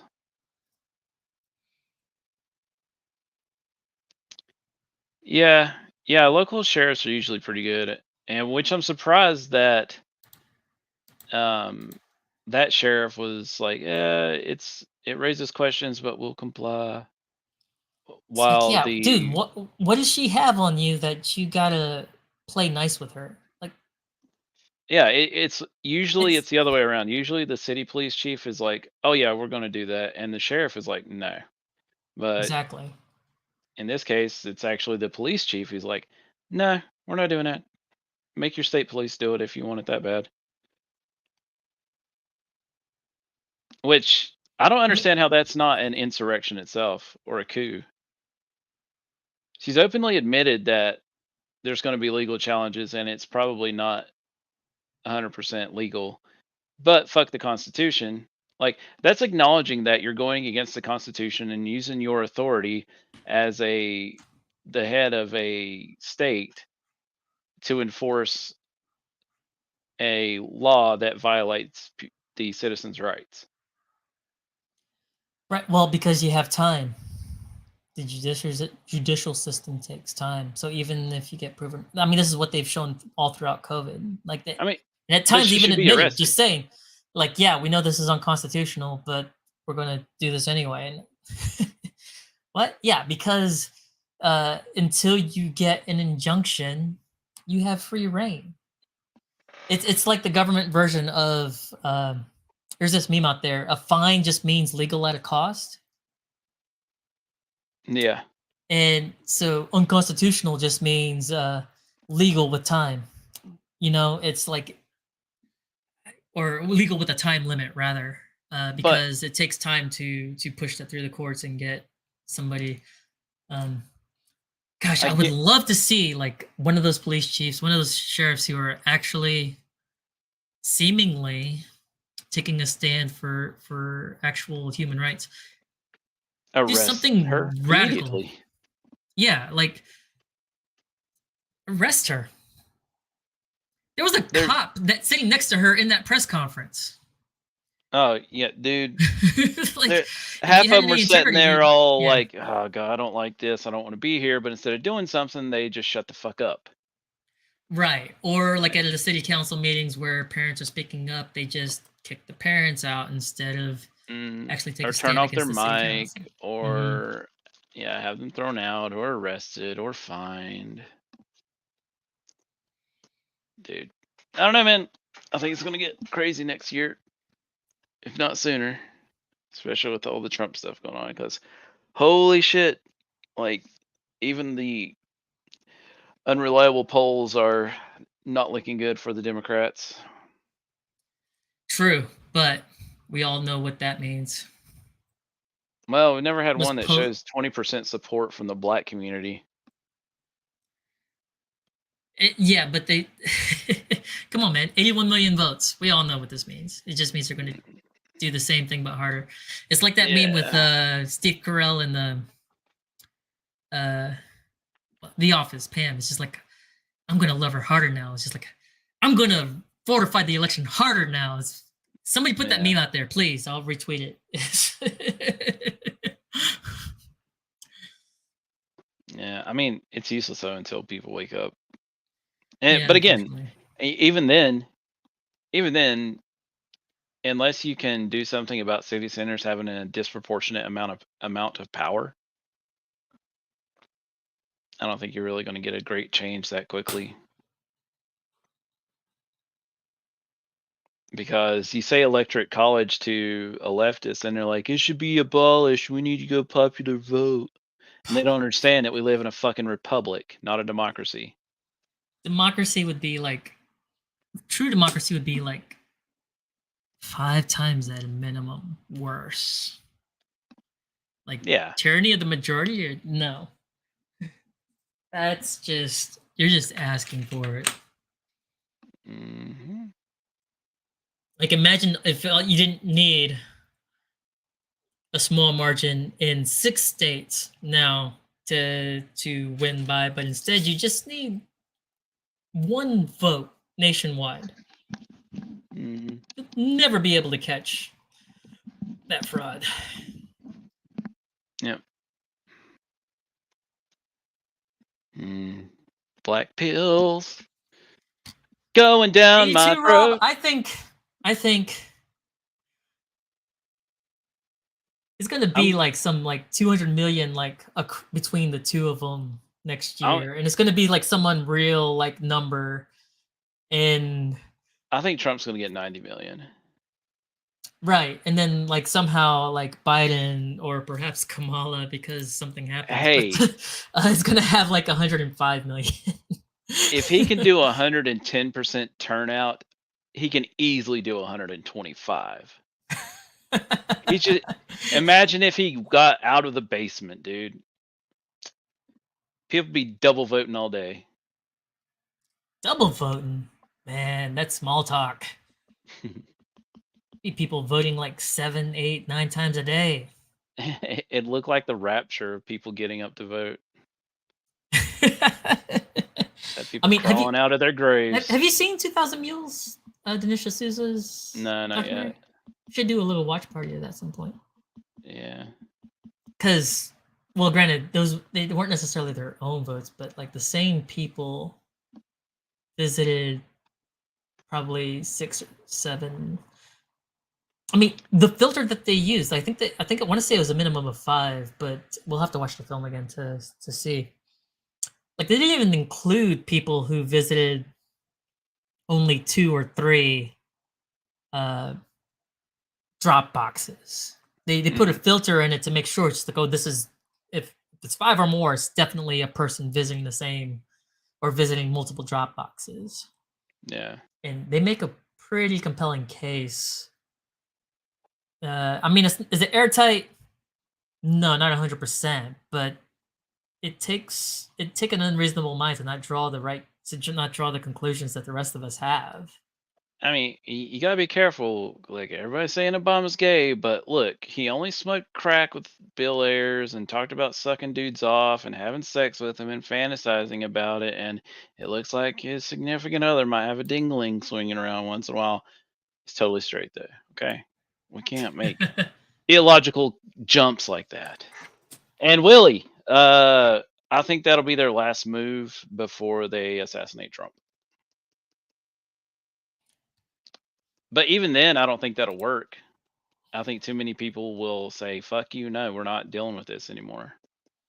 I mean, I think that's the game they're trying to play. They're trying to teeter between this. Is like, how do we keep pushing our agenda and not have enough people revolt? Because you can deal with a small rebellion, you know, and we can squabble about like what defines small, but you know, there's a threshold where it's like it gets out of hand because they don't have the resources to deal with it because there's just too many people involved. Yeah. And that's what they're trying to keep their balance in, where it's like, okay, if we overreach, and I think back to the whole fact that Ted Lieu and David Hogg are saying the exact same line. Yeah, that came from somebody. That came from somebody. Because they're just like, oh crap, this it was a bridge too far. We got to have some of our own denounce this. Maybe in fact, I wouldn't even put it past the New Mexico GOP is calling for impeachment. They may very well impeach her. Which would be a good thing in general, but perhaps, you know, we shouldn't discount the idea that the GOP are, I mean, for the most part, they're in league with them anyway. So why wouldn't they be in league with them here? And just kind of, you know, covering their tracks or cutting their losses. Okay, she stepped a bridge too far. We got to impeach her. Oh, I guarantee you, whenever she made that announcement, somebody somewhere who puts out talking points just spat their drink everywhere and was like, "You dumb bitch!" Like, there's no way that didn't happen. Otherwise, why would these two useless fucks be saying the same thing? Yeah. Why would they be actually agreeing with the Constitution for once in their shitty careers? Right. Why would David Hogg, the little shit who tried to get all the guns taken away because of what happened at the school, though he's never done anything useless in his life, anti-gun all the way, finally be like, well, you can't just turn off the Second Amendment. Like, I don't buy it. It's a fucking side. Like, she stepped over the line, she pushed too fast, too hard, too fast, and now they're having to fucking cut it off. Like, this definitely set them back a little bit, but this will be covered up and ignored within the next few days. I doubt it even hits any major leftist news site or segments. I mean, Monday maybe, Tuesday nah.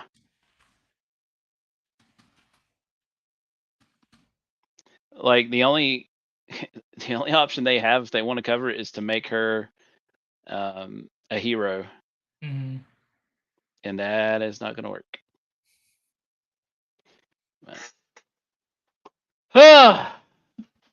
Rest to our mark, man.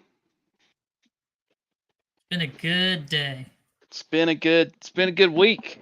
It's gonna be a good rest of the month. Despite progressives, the WF, and whoever trying to impose tyranny one increment at a time. Yep. There's still good things out there happening. Ripaverse out there impacting culture. People within the fellowship impacting culture in their own way. Get out there and impact culture. Culture determines is so far upstream of politics. So if you want to have an impact, I'm going to implore you to like look at culture first, and then get involved with politics. I still get involved with politics if you feel inclined. Okay, I want to encourage that because we need more. We need more people. All right, and it'll help those of us who are involved to know that there are more people behind us. Okay, because it's hard when it's just a few of us in the county affiliate. to do anything. And yeah, Z, Simcast is tomorrow, Goober. Come on. That's right. Yeah, we're on a straight Saturday schedule now because Bean is back in school. Mm-hmm. So it's going to be every Saturday about 7 p.m. Eastern, unless we're late and gay, which happens sometimes. Yeah, or something comes up. Exactly. Or one of us needs to do a Sunday. But yeah, guys, I'm excited. Crash is excited. We're gonna get this shit going again. We're gonna make some awesome stuff for you guys and let some free speech reign. That's right. Well, thank your you, Z. words are probably it's the most powerful thing that you have out there. It's just like you gotta put it out there. Put your messaging out there. Yeah, and that's one thing I've always been a fan of is giving people that chance to get their voice out there, no matter how big or small. Like that doesn't matter to me. It's more about the right that you have. You have right to say what you want to say, and you should be able to. If you create something and people buy it, you deserve to get paid for it. The market dictates, for sure. But we'll keep you guys up to date on that. We'll give you another update next week, and we should know about a little bit better of a plan on the shipping and get time frame for getting stuff set up. But yeah, we'll keep you guys updated.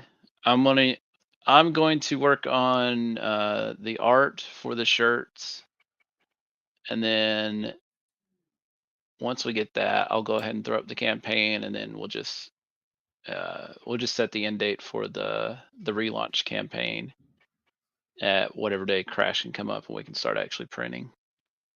So yeah, it will be a good God bless time. you as well, Z, and everyone in the chat. Yes, thank you guys. All the people so who don't catch this live and watch it later, because I see the views sometimes and see how some people actually watch this. Yeah, we actually get a few people viewing afterward, and for those of you out there, thank you so much. It means a lot.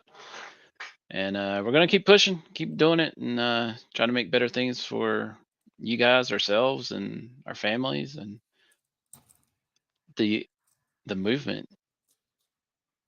Like, make freedom awesome again and happen. Jesus. Yes. True freedom. Real freedom. Not only freedom to just clog your arteries with garbage food.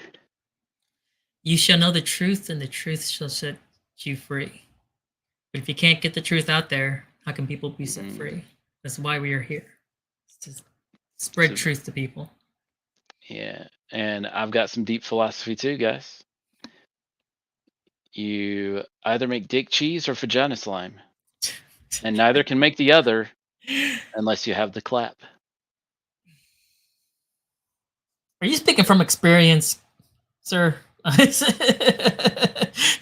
He's not gonna say. No. Not at all. No, I've never made dick slime. What are you talking about? What's your opinion on pineapple pizza? I'm kind of the same. Like, I didn't hate it, but I was like, I'm not giving up my pepperoni or meat pizza for it. I might throw it on a pizza with complimentary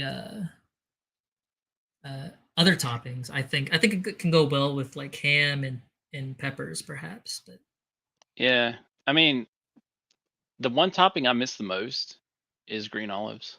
I like green olives on my pizza. Yeah, I'm not much of an olive person. Yeah, I get stuck with pepperoni and black olives and mushrooms. That's probably my favorite combo.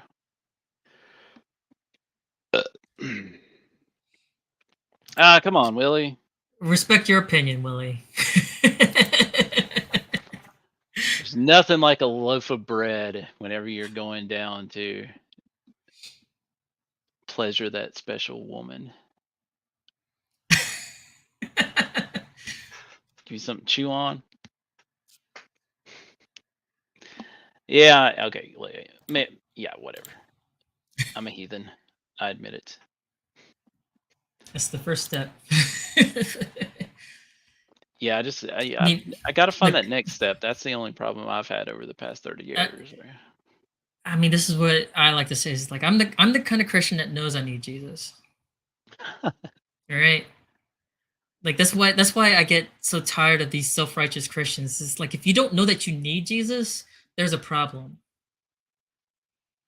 And that's what happens with like these self-righteous people is they don't have any empathy for the sinners because they're seeing themselves as superior. Like it's like no, it's not about building moral superiority. We're supposed to see all of us. We're supposed to see ourselves as sinners in the eyes of God. Well, it's not supposed to elevate ourselves. What's ironic is people who are like that are actually sinning. Yeah, generally, 9 times out of 10, maybe 99 times out of 100, it usually ends up being projection. It's not universal, not 100%, but a lot of times when it comes out that it's just, oh, the sins that they were saying that I was guilty of, they were guilty of, huh? And that happens way more often than people. Even if it's not projection, there's a level of pride there. Yeah. No, it definitely is. Hall monitoring behavior is rooted in pride. Like if you want to lovingly rebuke your brother, if you genuinely have a concern about a sin that they're engaging in, it starts with humility. That is what I don't remember which chapter it is in Matthew, where Jesus talks about remove the plank in your own eye before you take out the splinter in your brother's. He's talking about have humility before you correct your brother. Because most often when you are like yelling at your brother about their sin, it's usually you projecting. Yeah. I know way too much about getting shit projected on me. Mm-hmm. Oh my god, that's a whole nother scenario. Find good women and good men and build good relationships. Have standards. Don't put up with bullshit. For sure. And just anyway, move on from the people who need help. Oh yeah. Don't waste your time too much. Say a prayer for them because we're to love our enemies and pray for them. But don't waste too much time. Don't cast your pearls before swine. People are not going to change unless they want to change. Doesn't matter how bad you want them to change. Exactly. Oh, guys, thanks for watching. Thanks for tuning in. Yes. We'll be back next week. We'll give you some updates. I'm learning a good bit about the AI art stuff, and I'm having a little bit of fun with that. So I got to learn some more stuff about prompting and a couple other things, but I think I know some little changes I need to make to get what I want. So it should be good to go. Good night, Z. Have a good night. Take it easy. Everyone, have a good rest of your weekend. Be safe. Tomorrow's Sunday. Don't skip church. Just like you don't skip leg day, don't skip church.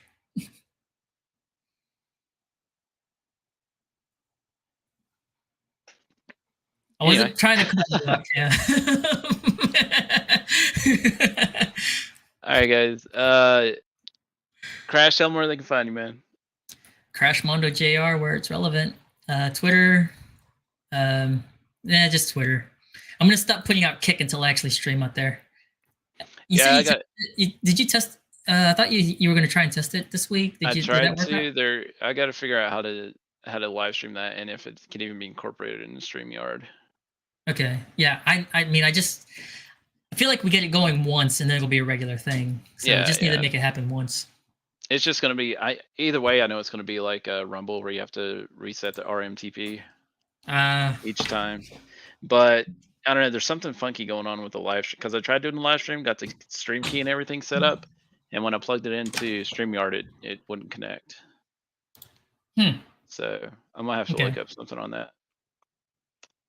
Okay, and I do have a connection with at least one friend who is actively streaming on Kick. If I need to, I can reach out to her and get some pointers as far as setting it up. Yeah. In fact, I may just go ahead and do that. I'm in her Discord. I'll just go ahead and send her a message and just ask her, hey, I'm looking to start Kick. Guys, you can find me at well, it's Flagrant Triggers everywhere except for Twitter. It's just a trigger. Got just the hard R. And yeah, we'll keep working on this stuff. And I mean, the big goal right now is getting ready for starting back up, getting that good merch out, and letting you guys get access to high quality. It's good stuff, man. It's good stuff. Yeah. Hey, has that even cracked? Like, is there any wear on it? Very little. There are 2 very minuscule, and I have to like look very closely. There's one here and one here where there's like a very small like pinhole. Mm. I don't know if it would show up on the camera. I can try. Let's see. Or actually, I just dismounted. How long have you had that shirt? I've had it for a while, so you can kind of. I can see that one. This one. Yeah. And there's one on the letter. Which one? Yeah, right. Yeah, I see it. Right there. Yeah, that's it. It's those 2 little pinholes. And that was just recent. That was within the last that was like a month ago where those occurred. I know for a fact, like before that, it was pristine. And we'd have to look up how long I've had the shirt, because this was that's what I'm doing. I ordered the shirt shortly after they got the new tech at the other place. So I've had this for a while. You got that shirt February 19th. So we're talking 7 months almost. And it's just 2 little pinholes. The rest of this is still absolutely pristine. And like I say, I do wear this shirt quite a bit. It's been through quite a few washes as well. And my camera is just refusing to stay focused. I know we're trying to end, but my camera's just like trying to push me off. Like, just get out of here. You're ugly. Yeah. Oh, we'll catch you guys later. I'll be back next Saturday. I'm probably going to put a couple things up through the week. Piddling around. Maybe do some more AI art, learn piddling and fidgeting around with that. See what we can get coming out. But yeah, everybody have a good weekend. Thanks for watching. Be safe. And we will catch you guys next time. Later, guys. Peace.